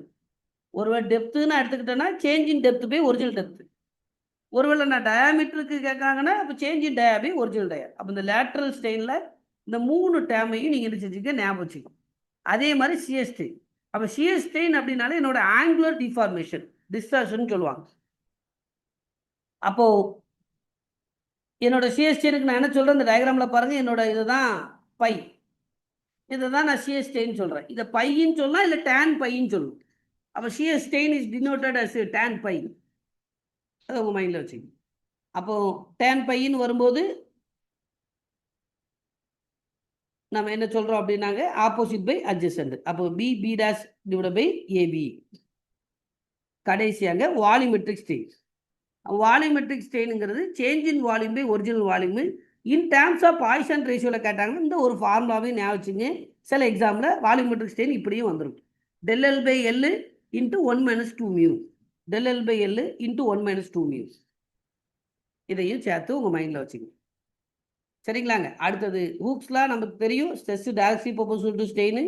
So அதுலேருந்து தான் நம்ம யங் ஸ்மாலஸ் நம்ம டிஃபைன் பண்ணுறோம். அப்போ சிக்மா ஈக்குவல் டு யங் ஸ்மாலஸ் இன்ட்டு ஸ்ட்ரெயின். அப்போ ஒரு ஹூக்ஸ் லாவோட டெஃபினிஷன் என்ன சொல்கிறோம், stress is directly proportional to strain within the elastic limit. இதுதான் ஹூக்ஸ் லாவுடைய டெஃபினிஷனை நம்ம சொல்கிறோம். அப்போ அது எந்த பாயிண்ட் வரை எனக்கு வேலிடாக இருக்கும் அப்படின்னா, it's valid up to limit of proportionality. இப்போ நம்ம அடுத்த லிமிட் ஆஃப் ப்ரொபோர்ஷனாலிட்டினா என்னன்னு பார்ப்போம். லிமிட் ஆஃப் ப்ரொபோர்ஷனாலிட்டி அப்படிங்கிறது நம்ம என்னன்னு பார்ப்போம். சரிங்களாங்க. அதை மாதிரி hooks law is valid only for the uni axis. ஒரே ஒரு சிங்கிள் டைரக்ஷன்ல மட்டும் ஃபோர்ஸ் இருந்தால் மட்டும்தான் என்னோட ஹூக்ஸ் லா வேலிட். இப்போ அடுத்தது பாருங்க, stress strain diagram. Stress strain diagram. அப்போ மெட்டீரியல் நம்ம 2 கேட்டகரியாக பிரிக்கிறோம். ஒன்று டக்டைல், இன்னொன்று பிரிட்டில். அப்போ டக்டைல்னாலே நம்ம டெஃபினிஷன் என்ன சொல்லுவோம், it have a large tensile strain, it have a large plastic deformation. அதான் நம்ம டக்டைலோட டெஃபினிஷனாக சொல்கிறோம். அப்போ பிரிட்டில் அப்படின்னாங்க, it have a less plastic deformation. அதுதான் நம்ம வந்து பிரிட்டில் மெட்டீரியல் அப்படின்னு சொல்கிறோம். அப்போ ஒரு காங்கிரீட் வந்து பார்த்தீங்கன்னா என்னோட ஒரு பிரிட்டில் மெட்டீரியலுக்கு ஒரு எக்ஸாம்பிள். ஸ்டீல் அதே மாதிரியே ஒரு டக்டைல் மெட்டீரியலுக்கு ஒரு எக்ஸாம்பிள். அப்போ ஒரு டக்டைல் மெட்டீரியலுடைய பர்சன்டேஜ் ஆஃப் எலாங்கேஷன் எப்படி இருக்கும்னாங்க, மோர் தென் 15%. இது தியரி ஆஃப் ஃபெயிலியர் சாப்டர்லேருந்து டிஃபைன் பண்ணுறது. அப்போங்க ஒரு டக்டைல் மெட்டீரியலுடைய பர்சன்டேஜ் ஆஃப் எலாங்கேஷன் எனக்கு எப்படி இருக்கும்னாங்க, மோர் தென் 15% இருக்கும். மோர் தென்ங்க 15% டக்டைல் மெட்டீரியல். இதே இதுங்க ஒரு பிரிட்டில் மெட்டீரியலுக்கு பர்சன்டேஜ் ஆஃப் எலாங்கேஷன் என்ன இருக்கும் அப்படின்னாங்க, லெஸ் தென் 5%. ஒரு பிரிட்டில் மெட்டீரியலுக்கு பர்சன்டேஜ் ஆஃப் எலாங்கேஷன் எப்படி இருக்கும்னாங்க, லெஸ் தென் 5% இருக்கும். இப்போ அடுத்து ஒரு டக்டைலில் நம்ம 2 மெட்டீரியல் பார்க்க போகிறோம். ஒரு மைல்டு ஸ்டீலு, டார்சன் ஸ்டீல், ரெண்டுமே டக்டைல் மெட்டீரியல் தான். இப்போ இந்த ரெண்டுடைய ஸ்ட்ரெஸ் ஸ்ட்ரெயின் கர்வ் பார்க்க போகிறோம். ரொம்ப முக்கியமானது, எக்ஸாமில் நிறைய கொஸ்டின் வந்துடும். எக்ஸாமில் நிறைய கொஸ்டின் வந்திருக்கும். இதில் அப்போ ஒரு மைல்டு ஸ்டீலுடைய ஸ்ட்ரெஸ் ஸ்ட்ரெயின் கர்வை கொஞ்சம் தெளிவாக ஞாபகம் வச்சுங்க. அப்போ என்னோட ஃபர்ஸ்ட் பாயிண்ட் 0 ஆர்ஜின். இதுல இருந்து என்னோட எக்ஸாக்டா என்னோட stress strain curve up to எது வரை எக்ஸாக்ட் ஸ்ட்ரெயிட்டா இருக்குமோ அந்த ஸ்ட்ரெயிட் லைனோட எண்ட் பாயிண்ட் தான் நான் பின்னு சொல்றேன். அப்போ பிங்கிறது ப்ரொபோர்ஷனாலிட்டி லிமிட், இல்லை லிமிட் ஆஃப் ப்ரொபோர்ஷனாலிட்டி எப்படி நான் சொல்லிக்கிறேன். அப்போ அப் டு எனக்கு இந்த பி வரதான் ஹூக்ஸ் லா வேலிடு. இது வரதான் என்னோட கிராஃபும் லீனியராக இருக்கும். அப்போ இதை தான் லீனியர் ஸ்டோன் அப்படின்னு சொல்கிறோம். அப்போ ஒருவேளை linear zone is up to அப்படின்னு சொல்லி கேட்டாலும் அதுவும் எனக்கு லிமிட் ஆஃப் ப்ரொபோர்ஷனாலிட்டி தான். Hooke's law is valid up டுனாலும் அது லிமிட் ஆஃப் ப்ரொபோர்ஷனாலிட்டி தான். ஒருவேளை linear zone is up to அப்படின்னு சொல்லி கேட்டாலும் அதுவும் லிமிட் ஆஃப் ப்ரொபோர்ஷனாலிட்டி தான். ரெண்டாவது பாருங்க, ரெண்டாவது லைனு இ எலாஸ்டிக் லிமிட். இ அதுக்கு அடுத்து அந்த ஸ்ட்ரெயிட் லைனுக்கு அடுத்து கொஞ்சம் இந்த கர்வ் என்னன்னா எக்ஸாக்ட் ஸ்ட்ரெயிட் லைனா இல்லாமல் கொஞ்சம் பெண்ட் ஆகும். ஆனால் அது ஹரிசாண்டல் லைன், கொஞ்சம் எக்ஸாக்ட் ஸ்ட்ரெயிட் லைனா இல்லாமல் இந்த லைன் பி டு இ, இந்த எண்ட் பாயிண்ட் தான் நம்ம என்ன சொல்றோம், எலாஸ்டிக் லிமிட். Elastic limit. அப்போ இந்த பி டு இ தான் நம்ம என்ன சொல்றோம் அப்படின்னாங்க, நான் லீனியர் சோனு. இங்கே எனக்கு ஹூக்ஸா வேலிட் கிடையாது. இதை கரெக்டாக நான் வச்சு லிமிட் ஆஃப் ப்ரொபோஷனாலிட்டியில இருந்து யங் ஸ்மாலஸ் வர அந்த சோன் என்ன சோன் கேட்டாங்கன்னா நான் linear zone. Non linear Sonu. இதுல எனக்கு என்ன வேலிடு கிடையாதுன்னா ஹூக்ஸ்ல நாட் வேலிடு. இப்போ அதுக்கப்புறங்க எலாஸ்டிக் லிமிட்டுக்கு அப்புறம் என்கிட்ட 2 பாயிண்ட் இருக்குது. 2 பாயிண்ட் எக்ஸாக்டா இந்த ஸ்ட்ரெயிட் லைன் போதுலாங்க, இந்த லைனுடைய என் பாயிண்ட், அதை தான் நம்ம அப்பர் பாயிண்ட்னு சொல்றோம். அதுக்கப்புறம் ஜஸ்ட் ஒரு கர்வ் ஆகி டிவியேட் ஆகுது, டவுன் லெவல் டவுன் ஆகுது அது. சரிங்களாங்க. இதுல இங்கே வந்து பார்த்தீங்கன்னா ஒரு ஹரிசாண்டலாக ஒரு லைன் இருக்கும். இந்த லைனும் ரொம்ப முக்கியம் எனக்கு. அதுல ஸ்ட்ரெஸ் கான்ஸ்டண்டா இருக்கு, ஸ்ட்ரெயின் மட்டும் இன்க்ரீஸ் ஆகிட்டே இருக்கும். ஸ்ட்ரெஸ் கான்ஸ்டண்டா இருக்கும், ஸ்ட்ரெயின் மட்டும் என்ன ஆகும்னா எனக்கு இன்க்ரீஸ் ஆகிட்டே போகும். இதுதான் பர்டிகுலராக நம்ம ஈல்டு சோன் அப்படின்னு நம்ம சொல்லுவோம், ஈல்டு சோன். அப்போ இதில் அப்பர் ஈல்டு 2, லோயர் ஈல்டுன்னு 2 ஈல்டு பாயிண்ட்டை சொல்லுவோம். அப்போ அதில் என்னோட அப்பர் ஈல்டு வந்து பார்த்தீங்கன்னாங்க நாட் ரிலேபிள். ஏன் ரிலேபிள் கிடையாது அப்படின்னா அவங்களே 2 பாயிண்ட்டையும் கொடுத்துருப்பாங்க. ஏன்னா it varies with the shape and rate of loading. இதுவும் எக்ஸாம்பிள் அப்படியே வந்துடும். ஏன் why we are not considering upper yield stress for design அப்படின்னா இட் வேரிஸுங்க with shape and rate of loading. அப்போ ஒரு டிசைன் வரும்போதே, ஒரு மைல்டு ஸ்டீலுடைய டிசைன் வரும்போது நம்ம எதை எடுத்துக்கிறோம் அப்படின்னா we are considering only the lower limited. So அதுதான் நம்ம டிசைனுக்கு எடுத்துக்கிறோம். அப்போ ஒரு மைல்டு ஸ்டீலுடைய ஃபேக்டர் ஆஃப் சேஃப்டி அப்படின்னாலே நம்ம என்ன தான் சொல்கிறோம், ஈல்டு பை ஒர்க்கிங். ஈல்டு பைங்க ஒர்க்கிங் ஸ்ட்ரெஸ், இதையும் சேர்த்து இந்த இடத்துல நீங்கள் மைண்டில் வச்சுங்க. அப்போ இதுவரை பார்த்தது linear zone, non linear Sonu, yield zone. ஒரு கொஞ்சம் ஸ்ட்ரெயிட்டாக இருக்குன்னு சொன்னேன். இதுக்கப்புறம் அப் டு அல்டிமேட் வர அதுதான் நம்ம என்ன சொல்றோம் அப்படின்னாங்க ஸ்டெயின் ஹார்டனிங் சோன் சொல்லுவோம். அப்படின்னா பிளாஸ்டிக் டிஃபார்மேஷன் சோன், 2 நேம்ல சொல்லிக்கும். ஸ்டெயின் ஹார்டனிங் சோனுங்க, அப்படி இல்லாத பிளாஸ்டிக் டிஃபார்மேஷன். இந்த அல்டிமேட்ல இருந்து பிரேக்கிங் வர உள்ளது, அதான் நம்ம என்ன சொல்றோம் நெக்கிங். எலாங்கேஷன் ரொம்ப ஜாஸ்தியாக இன்க்ரீஸ் ஆகிட்டே போகும், அதனால நெக்கிங் சோன் அப்படின்னு நம்ம சொல்றோம். சரிங்களா. இதுல ஒண்ணு லாஸ்ட் கிளாஸ்ல சொல்லியிருக்க மாட்டேன். ஒரு மைல்டு ஸ்டீலை பொறுத்தவரையில் என்னோட அல்டிமேட் ஸ்ட்ரெஸ்ஸுக்கு கரஸ்பாண்டிங் ஸ்டெயின் நம்ம என்ன சொல்கிறோம் அப்படின்னாங்க 23%. அப்போ 0.23%, அதை கொஞ்சம் மைண்டில் வச்சு. என்னோட அல்டிமேட்டுக்கு கரஸ்பாண்டிங் ஸ்டெயின் கேட்டாங்கன்னா 23% அப்படிங்கிறத கொஞ்சம் ஞாபகம் வச்சு. சரிங்களாங்க. ஸோ இது நம்ம மைல்டு ஸ்டீலில் பார்த்தது. அதே மாதிரி ஒரு மைல்டு ஸ்டீல் வரும்போது அதனுடைய ஈல்டு ஸ்ட்ரெஸ் அப்படின்னு சொல்லி கேட்டாலே 250. இதை கண்டிப்பாக உங்கள் மைண்டில் வச்சு. ஒரு மைல்டு ஸ்டீலுடைய ஈல்டு அப்படின்னு சொல்லி கேட்டாலே 250. ஒருவேளை ஒரு மைல்டு ஸ்டீலுடைய அல்டிமேட் அப்படின்னு சொல்லி கேட்டாங்கன்னா அதனுடைய ரேஞ்சு 410லேருந்து 530 வரை இருக்கும். 410லேருந்துங்க 530 வரை இருக்கும். இதையும் ஞாபகம் வச்சு. அடுத்து அதே மாதிரிங்க டார்சன் ஸ்டீல். அப்போ டார்சன் ஸ்டீலுங்கிறது FE 415, FE 500, FE 550 இதெல்லாம் தான் நம்ம டார்சன் ஸ்டீல் அப்படின்னு சொல்றோம். TMT கம்பிகள், இதான் நம்ம டார்சன் ஸ்டீல். அப்போ இந்த டார்சன் ஸ்டீல் அப்படின்னு எனக்கு வரும்போதே எனக்கு அதில் கண்டிப்பாக என்ன அதிகமாக இருக்கும் அப்படின்னா கார்பன் கண்டென்ட் அதிகமாக இருக்கும். அப்போ ஒரு கார்பன் கண்டென்ட் அதிகமாக இருக்கும்போது எனக்கு ஸ்ட்ரென்த் அதிகமாக இருக்கும், அதனுடைய டக்டிலிட்டி ப்ராப்பர்ட்டி என்ன செய்யணும் குறையும். இதை ஒன்று ஞாபகம். ஹை கார்பனு நம்ம இருந்தாலும் ஆர்சிசியில் இதே பாயிண்ட் திரும்ப நமக்கு வரும். கார்பன் கண்டென்ட் இன்க்ரீஸ் ஆக என்னோட ஸ்ட்ரென்த் கூடும், டக்டிலிட்டி குறையும். அப்போ ஒரு டார்சன் ஸ்டீலுடைய ஸ்ட்ரெஸ் அண்ட் ஸ்ட்ரெயின் டயக்ராம் இதுலையும் பார்த்தீங்கன்னா இது O இல்லை நீங்கள் 0ன்னு வச்சுக்கிட்டாலும் சரி. அதில் வந்து பார்த்தா ABC, AB வர கொஞ்சம் ஸ்ட்ரெயிட் லைனாக இருக்கும். அதுக்கப்புறம் எனக்கு வந்து பார்த்தீங்கன்னாங்க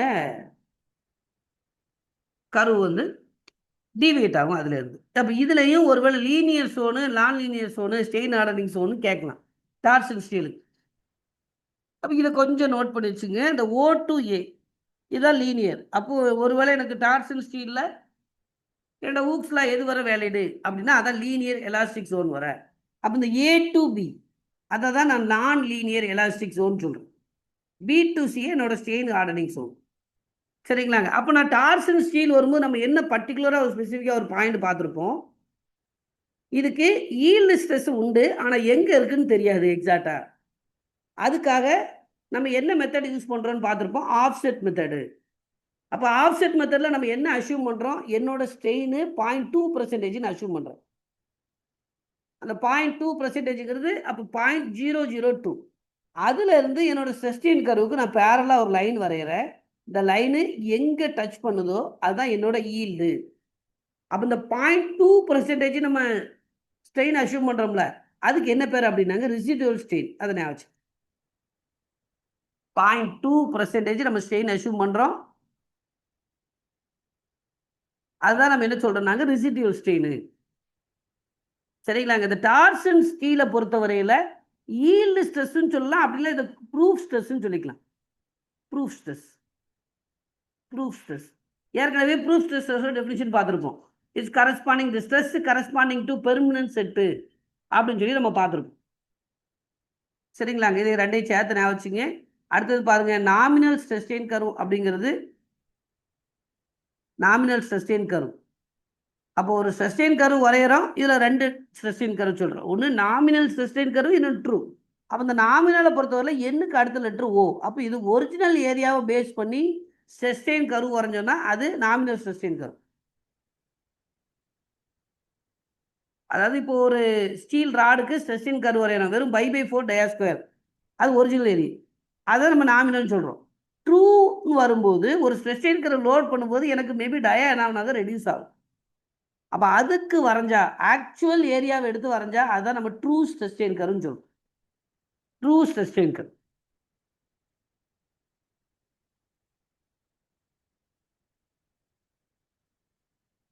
சரிங்களாங்க. அடுத்ததுங்க கேஜ் டிஸ்டன்ஸ். ஒரு ஸ்டீல் ராடில் டென்சியல் டெஸ்ட் பண்ணும்போது சாக் பீஸில் என்ன செய்வோம் அப்படின்னா ஏபி அப்படின்னு ரெண்டு பாயிண்ட் நம்ம மார்க் பண்ணிப்போம். அப்போ லோடு அப்ளை பண்ணதுக்கப்புறம் அந்த என்ன ஆகுனாங்க லென்த் இன்க்ரீஸ் ஆகும், எலாங்கேட் ஆகும், எலாங்கேட் ஆகும். அந்த எலாங்கேட் ஆனதுக்கப்புறம் ஏ இருக்கக்கூடிய பொசிஷனை நான் இப்போ ஏ டேஸுங்கிறேன், பி இருக்கக்கூடிய பொசிஷனை பி டேஸுங்கிறேன். அப்போ இந்த ரெண்டு பாயிண்ட்டுக்குள்ள இனிஷியல் டிஸ்டன்ஸை தான் நான் என்ன சொல்கிறேன் அப்படின்னாங்க கேஜ் டிஸ்டன்ஸு. இது மேத்தமெட்டிக்கலாக எப்படி கண்டுபிடிக்கலாம் அப்படின்னா 5.65 ரூட் ஆஃப் ஏ. அப்போ ஏரியாங்கிறது இன் டேர்ம்ஸ் ஆஃப் டயாமீட்டர் மட்டும்தான். இதை மறந்துடாது, இதே கொஸ்டின் வரும். ஒரு கேஜ் டிஸ்டன்ஸ் எதை பொறுத்தது? அப்போ அந்த ராடோடைய டயாமீட்டர் ஒன்று ஏரியான்னு கொடுப்பாங்க, ஏரியா இல்லாத இடத்துல டயாமீட்டர் ஆஃப் தி ஸ்பெசிமன் என்கிட்ட இருக்கும். சரிங்களாங்க. ஸோ இதுவரை கிளியரா?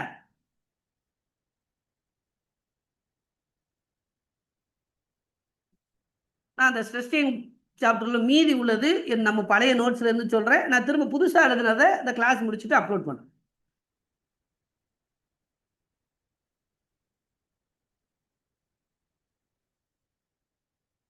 இப்போ நடத்துறது எல்லாமே ரிவிஷன் கிளாஸுக்காகவும், அது போக இந்த நோட்ஸை நான் வீடியோவில் அப்லோட் பண்ணுறேன். ரிவிஷனுக்கு மட்டும் இதை யூஸ் பண்ணுங்க.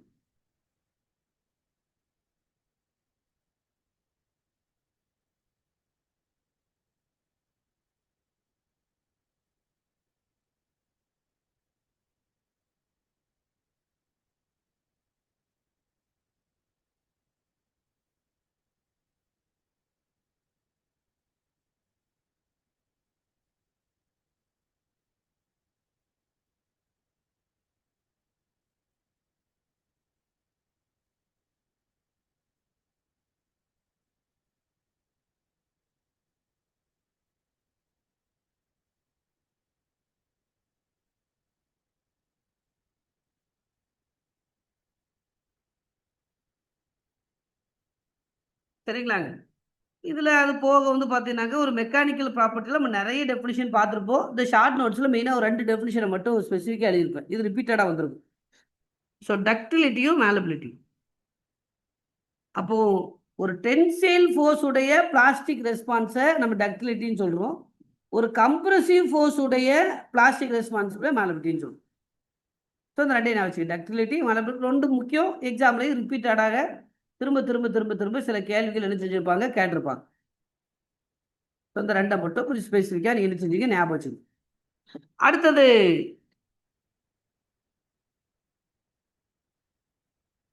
பார்த்தீங்கன்னாங்க, ஸோ நமக்கு என்ன சாப்டர் இருக்கும் அப்படின்னா எலாஸ்டிக் கான்செப்ட். எலாஸ்டிக் கான்செப்ட் அதே மாதிரி இந்த factor of safety for brittle. அப்போ ஒரு பிரிட்டில் மெட்டீரியலுக்கு நமக்கு என்ன கிடையாது, ஈல்டு கிடையாது. ஈல்டு கிடையாது. அதனால நமக்கு என்ன சொல்லியிருப்போம் அப்படின்னா அல்டிமேட் பை ஒர்க்கிங், அதையும் சேர்த்து மைண்டில் வச்சு அல்டிமேட் பைங்க ஒர்க்கிங். இப்போ அடுத்தது வாங்க, எலாஸ்டிக் கான்ஸ்டன்ட் அப்படின்னு சொல்லி 1.2ங்கிற சாப்டரில் இருக்கும். ரொம்ப முக்கியமானது, எக்ஸாம்பிள் ரிப்பீட்டடாக நிறைய கேள்விகள் இந்த சாப்டர்லேருந்து வந்துடும். அப்போ ஃபஸ்ட்டு பாருங்கள், யங்ஸ் மாலஸ். யங்ஸ் மாலஸோட இன்னொரு பேர் மாலஸ் ஆஃப் எலாசிட்டி. அப்போ இதுலேருந்து மறந்துடாதீங்க, யங்ஸ் மாலஸ் இன்க்ரீஸ் பண்ணாலே எலாசிட்டி இன்க்ரீஸ் ஆகும். யங்ஸ் மாலஸ் இன்க்ரீஸ் ஆனாலே எலாசிட்டி இன்க்ரீஸ் ஆகும்.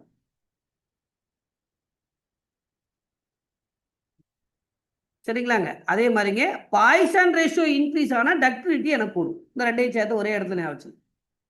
யங்ஸ் மாலஸ் கூடுச்சுன்னா எலாசிட்டி இன்க்ரீஸ் ஆகும். பாய்சான் ரேஷியோ இன்க்ரீஸ் ஆச்சுன்னா எனக்கு டக்டிலிட்டி இன்க்ரீஸ் ஆகும். அப்போ இதில் பாருங்கள், ஒரு யங்ஸ் மாலஸ் அப்படின்னாலே நார்மலாக நமக்கு என்ன தெரியும், ஸ்ட்ரெஸ் பை ஸ்ட்ரெயின். நார்மலாக ஸ்ட்ரெஸ் பை ஸ்ட்ரெயின், மைல்டு ஸ்டீலோட இதுலேருந்து ஒரு ஸ்ட்ரெஸ் பை ஸ்ட்ரெயினை தான் நம்ம என்ன சொல்கிறோம் அப்படின்னாங்க யங்ஸ் மாலஸ் அப்படின்னு சொல்லி நம்ம பார்த்துருக்கோம். யங்ஸ் மாலஸ்.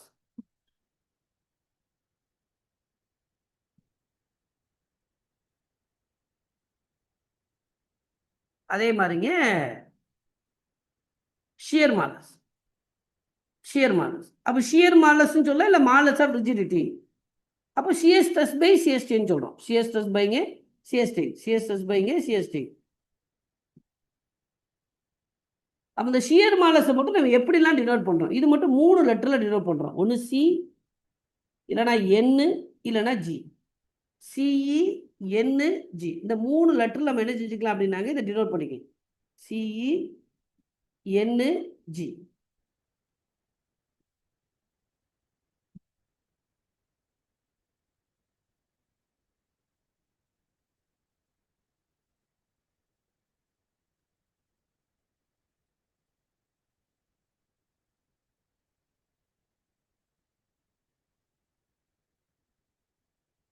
சரிங்களா. அடுத்த டைம் பாருங்க, பல்க் மாலஸ்.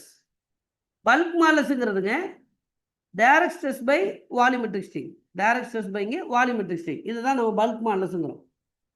டைரக்ட் ஸ்ட்ரெஸ் பைங்க வால்யூமெட்ரிக் ஸ்ட்ரெயின், பல்க் மாலஸ்ங்கிறோம். அடுத்தது பாருங்க, பாய்சான் ரேஷியோ. இது எல்லாமே எலாஸ்டிக் கான்ஸ்டன்ட். அப்போ எலாஸ்டிக் கான்ஸ்டன்ட்ல Young's modulus, shear modulus, bulk modulus. அடுத்து 4வதாக பார்க்கக்கூடிய கான்ஸ்டன்ட் என்ன அப்படின்னாங்க பாய்சான் ரேஷியோ. அப்போ பாய்சான் ரேஷியோங்கிறது lateral strain by linear strain. Lateral பைங்க linear, lateral by linear. அப்போ ஒரு ரெக்டாங்குலர் செக்ஷன் எடுத்துங்க. ஒரு ரெக்டாங்குலர் செக்ஷனுடைய என்னோட பாய்சான் ரேஷியோ ஃபார்முலாவே கேட்பாங்க. அப்போ பாய்சான் ரேஷியோடைய ஃபார்முலா நம்ம பார்க்கும்போது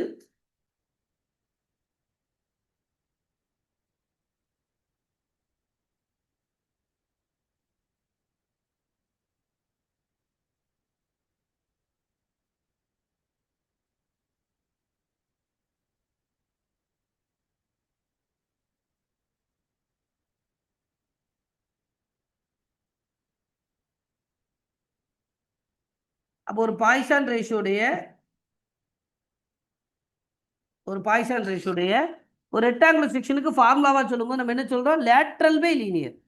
அப்போது change in depth by original depth divide பைங்க change in length by original length. So சில எக்ஸாம்பிள் இப்படி இது பாய்சான் ரேஷியோக்கு ஃபார்முலாவாகவும் இப்படி வந்திருக்கும். சரிங்களா. முன்னாடி மைனஸ் சிம்பிள் போட்டிருக்கோம்.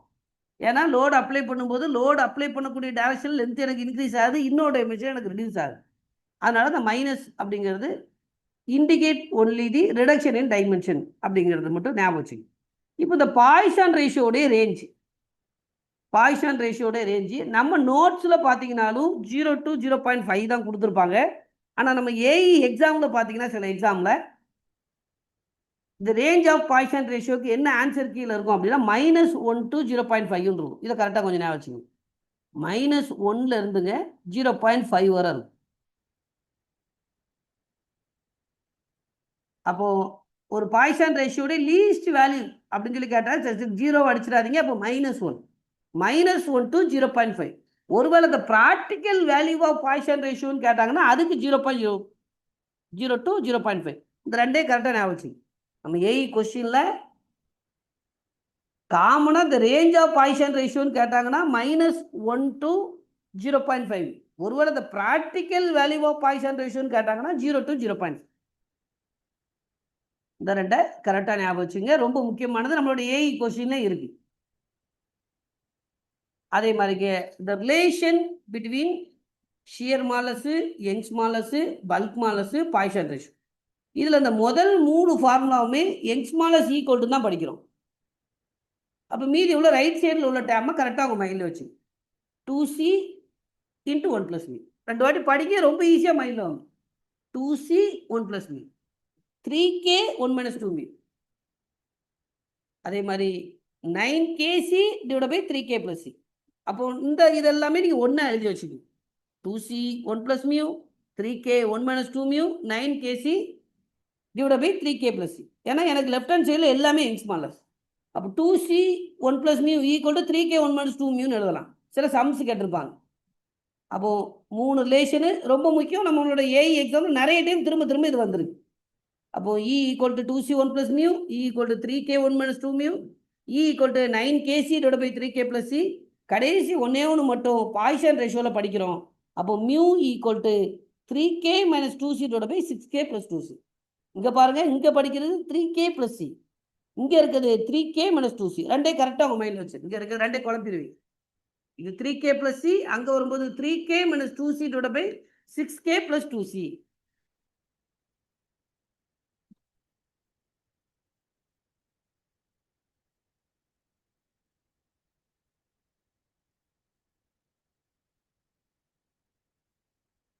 சரிங்களா? அடுத்தது பார்த்தீங்கன்னா நம்மளோட ரேஞ்சை வச்சு கொடுத்துருப்பாங்க. அதாவது என்னோட பாய்சான் ரேஷியோட வேல்யூங்க, பாய்சான் ரேஷியோட வேல்யூ 0.25 இருந்துச்சுன்னா 0.25 இருந்துச்சுன்னா 0.25 இருந்துச்சுன்னா என்னோட Young's modulus greater than bulk modulus as well as greater than shear modulus. இந்த ஆர்டரில் இருக்கும். என்னோட பாய்சான் ரேஷியோட வேல்யூ ஈக்குவல் டு 0.25, அதாவது 1/4 இருந்துச்சு. இகேசி இது 1/4 இருந்துச்சு. ஒருவேளை இப்போ நான் 1/3 பொறுத்தவரை 2 ஆப்ஷன். ஒன்று, என்னோட பாய்சான் ரேஷியோ 1/3 விட லெஸ்ஸாக இருந்துச்சுன்னா இ கிரேட்டராக இருக்கும். நம்ம நோட்ஸில் இப்போ 1/3 விட ஹையர் எழுதியிருக்கோம்.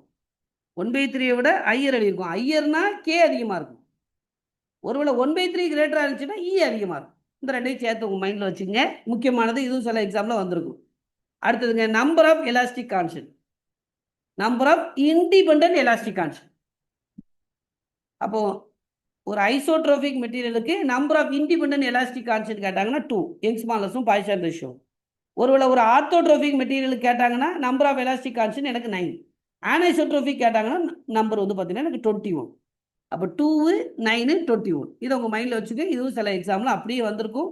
அடுத்து நம்மளோட 3வது சாப்டர் 1.3ல சேஞ்ச் இன் லென்த். இது ரொம்ப ரொம்ப ஒரு சிம்பிளான ஒரு சாப்டர்.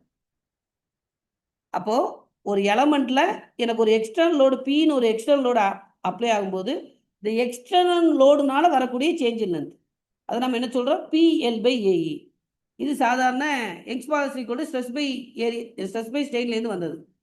ஸ்ட்ரெஸ்ஸுக்கு பதிலாக P/Aவும் ஸ்ட்ரெயினுக்கு பதிலாக change in length by original length போட்டால் தான் கிடைக்கக்கூடிய ஃபார்முலா தான் சேஞ்ச் இன் லென்த்துங்கிறது PL/AE. இது எக்ஸ்டர்னல் லோடு. ஒருவேளை செல்ஃப் வெயிட்னால வரக்கூடியது.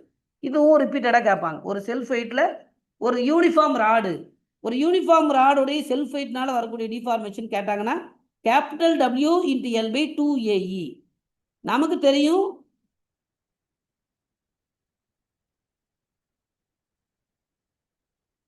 W ஒருவேளை UDL எழுதும்போது ஸ்மால் w × Lன்னு எழுதலாம் அப்படின்னு நமக்கு தெரியும். W ஸ்மால் w × Lன்னு எழுத முடியும். அப்போ Wக்கு பதிலாக ஸ்மால் × L போட்டிங்கன்னா L × L L² ஆயிரும்.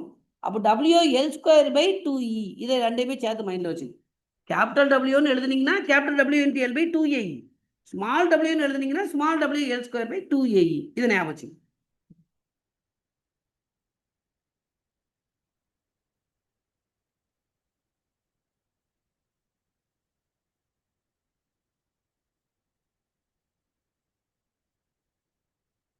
சரிங்களாங்க. அப்போ ஒரு வேளைங்க எப்படி நம்மளோட கொஸ்டின் வந்திருக்கும், a member subjected to external load P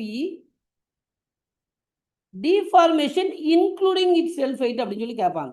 அப்போ நமக்கு ஆப்ஷன் என்ன வரணும் அப்படின்னா PL by AE plus capital W L by 2AE. இதெல்லாம் நிறைய எக்ஸாம்பிள் ரிப்பீட்டடாக திரும்ப திரும்ப கேட்கப்பட்டிருக்கும். அதே மாதிரி செக்ஷன் வேரிங் செக்ஷன் வரும்போது இப்போ நம்பர் 1, நம்பர் 2, நம்பர் 3 இப்படி கொடுப்பாங்க. அப்போ நம்பர் 1 ஃபர்ஸ்ட் செக்ஷனுக்கு நான் லெஃப்ட்டில் மட்டும் போயிடலாம். லெஃப்ட்டில் வரக்கூடிய ஃபோர்ஸை மட்டும் டேரெக்டாக எடுத்துக்கலாம். எடுத்துகிட்டு PL by AE போட்டுக்கலாம். கடைசி வரக்கூடிய செக்ஷனுக்கு நான் ரைட் ஆஃப் தி செக்ஷன் போயிடலாம். அப்போ ரைட் சைடில் என்ன ஃபோர்ஸ் இருக்கோ அதை அப்படியே எடுத்துக்கலாம்.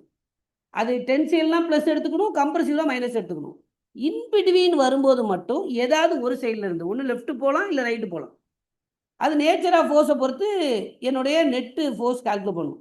ஒருவேளை என்னுடைய P4 டென்சைலில் இப்போ 15 கொடுக்குறாங்க. ஒருவேளை இந்த எண்டில் வரும்போது இது எனக்கு கம்ப்ரசிவ் ஒரு 20 இருக்குன்னு வைங்க. அப்போ 50 மைனஸ் 20 30. அப்போ இது இருக்கல எனக்கு ஹையஸ்ட் ஃபோர்ஸ் எது 50 டென்சைல். அப்போ என்னுடைய நெட் ஃபோர்ஸ் என்னவா இருக்கும் 30 டென்சைலாக இருக்கும். இப்படி சின்ன சின்ன கேள்விகள் எக்ஸாமில் வந்துடும். சரிங்களாங்க. அப்போ இதில் இருந்து ஒருவேளை டோட்டல் சேஞ்ச் இன் லென்த்துங்கிறது del L1 del L2 plus del L3. அந்த இதுலேயும் ப்ளஸ் மைனஸ் முக்கியம். டென்சைல் அப்படின்னா ப்ளஸ், கம்ப்ரசிவ்னா மைனஸ். சரிங்களாங்க. இதான் இந்த சாப்டரில் நம்ம பார்க்குறது. அதே மாதிரி ஒருவேளை சிலிண்ட்ரிக்கல் ராடோடைய செல்ஃப் வெயிட்னால வரக்கூடிய டிஃபார்மேஷன் கேட்டாங்கன்னா unit weight into L² by 2E. Sometimes நம்மளோட கொஸ்டினில் வந்து யூனிட் வெயிட் நம்ம எப்படி எழுதிக்கலாம் அப்படின்னாக்க ரோ இன்ட்டு ஜின்னு எழுத முடியும். Rho into G, density into ஜின்னு எழுதலாம். சம்டைம்ஸ் நமக்கு யூனிட் வெயிட்னு கொடுக்காம ரோ ஜிலையும் ஆப்ஷன் இருக்கு. நம்ம ஏஇ எக்ஸாம்பிள் பார்த்தீங்கன்னா gamma L² by 2E sometime with respect to டென்சிட்டியை பொறுத்து ரோ இன்ட்டு ஜிலையும் கொஸ்டின் வந்துருக்கும். அப்போ சிலிண்ட்ரிக்கல் அப்படின்னா unit weight into L², unit weight into L². Conical வரும்போது unit weight into L² by 6E. இங்கே 2E அங்கே 6E. இந்த ரெண்டை கொஞ்சம் ஞாபகம் வச்சுங்க. அடுத்தது பாருங்க டேப்பர்டு செக்ஷன். இந்த ஒரு சாப்டர் மட்டும் முடிச்சு நான் கம்ப்ளீட் பண்ணிக்கிறேன்.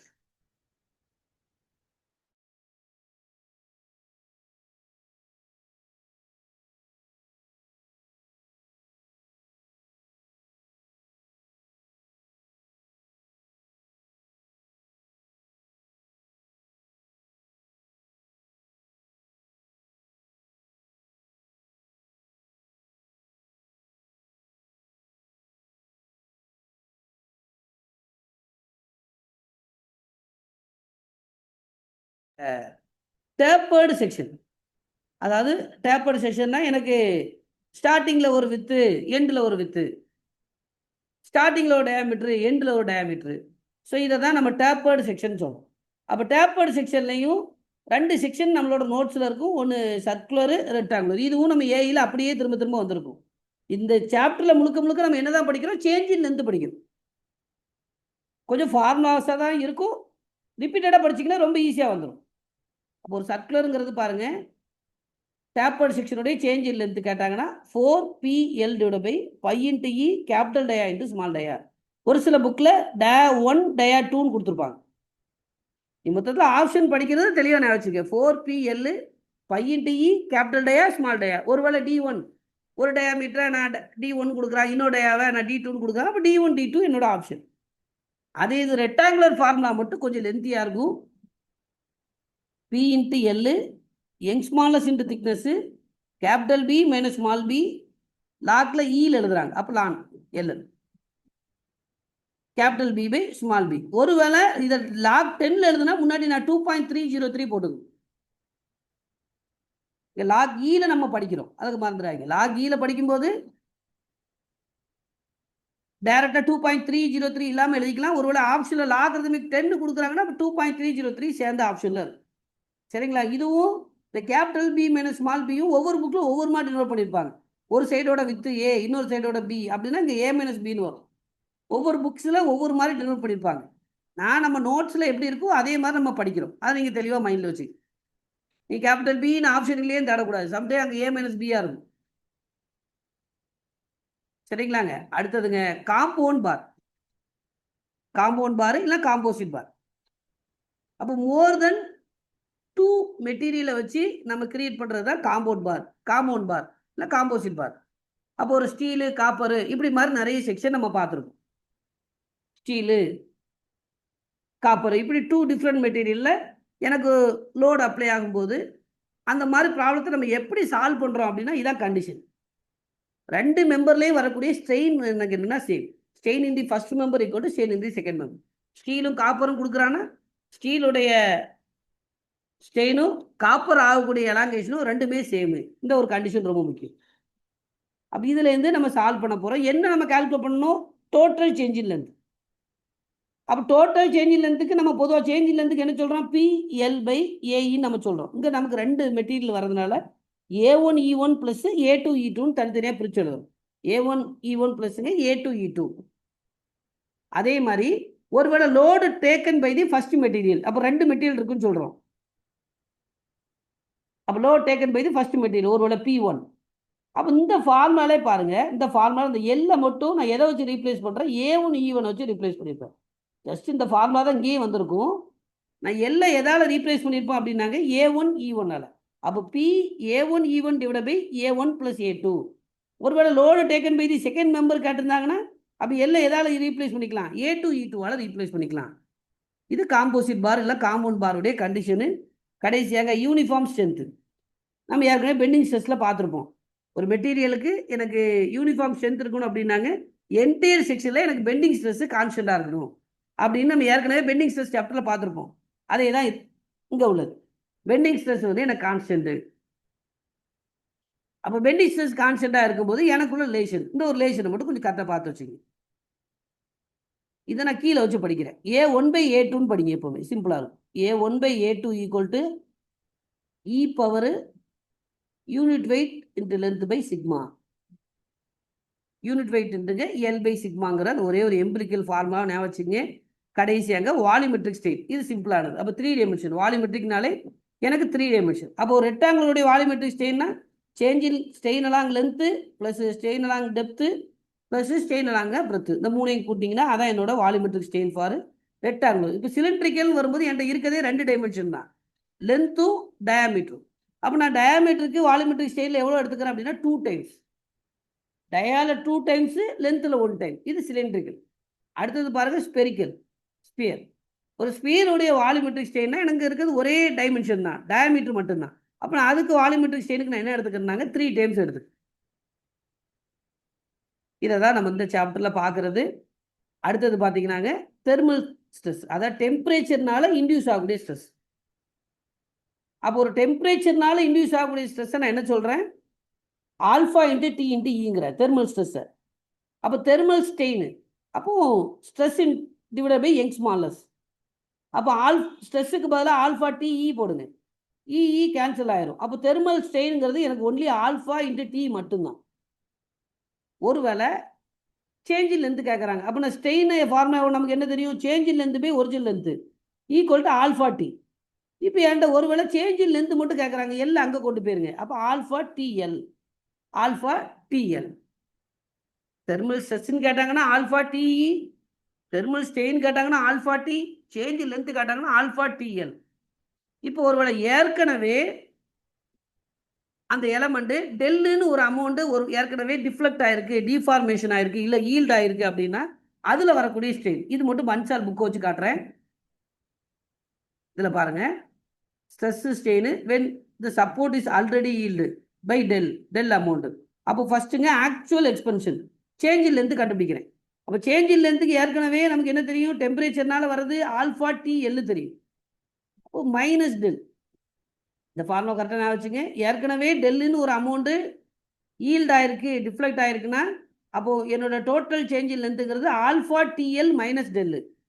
இப்போ என்னோட ஸ்டெயினுங்கிறது சேஞ்ச் இன் லென்த்து போய் ஒரிஜினல் லென்த்து. என்னோட சேஞ்ச் இன் லென்த்து நான் ஏற்கனவே கண்டுபிடிச்சி வச்சுருக்கேன், alpha TL minus del, original length L. அப்போ ஒருவேளை ஆக்சுவல் ஸ்டெயின் கேட்டாங்கன்னா இந்த ஃபார்முலா அப்படின்னு வச்சு. அப்போ ஆக்சுவல் ஸ்ட்ரெஸ் கேட்டாங்கன்னா இது இன்ட்டு யங்ஸ் மாடுலஸ். இந்த ஒன்று மட்டும் நம்ம பன்சால் புக்கை வச்சு நீங்கள் ஞாபகம் வச்சுக்கணும். அப்போ ஜஸ்ட்டு சேஞ்ச் இன் லென்த்து ஏற்கனவே என்னுடைய மெம்பரு ஒரு டெல்லுன்னு ஒரு அமௌண்ட்டு ஈல்ட் ஆயிருக்கு அப்படின்னு வரும்போது சேஞ்ச் இன் லென்த்துங்கிறது ஆல்ஃபா TL மைனஸ் டெல்லுங்கிறத ஞாபகம் வச்சு.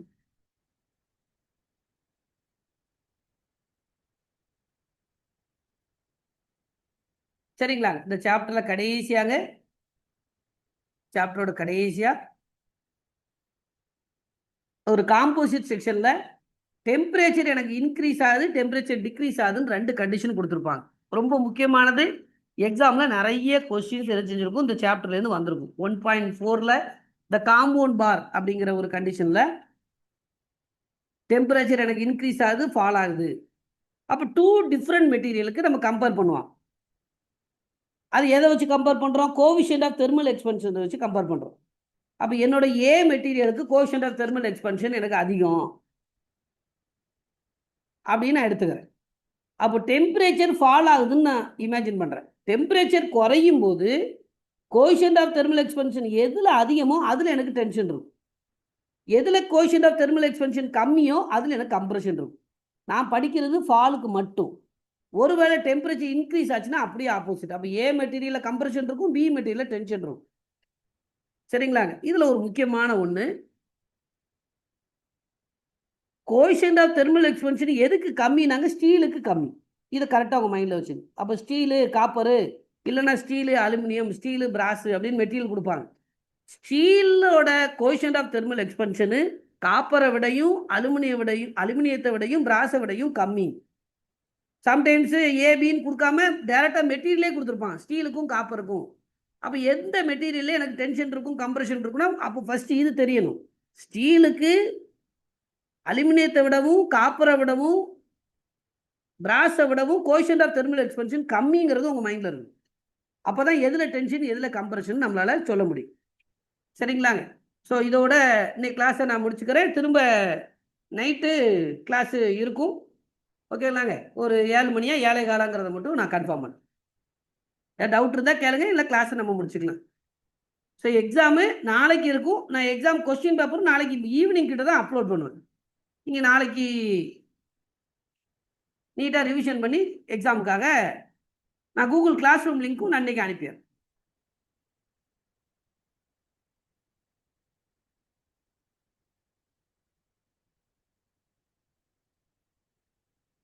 Okay, thanks.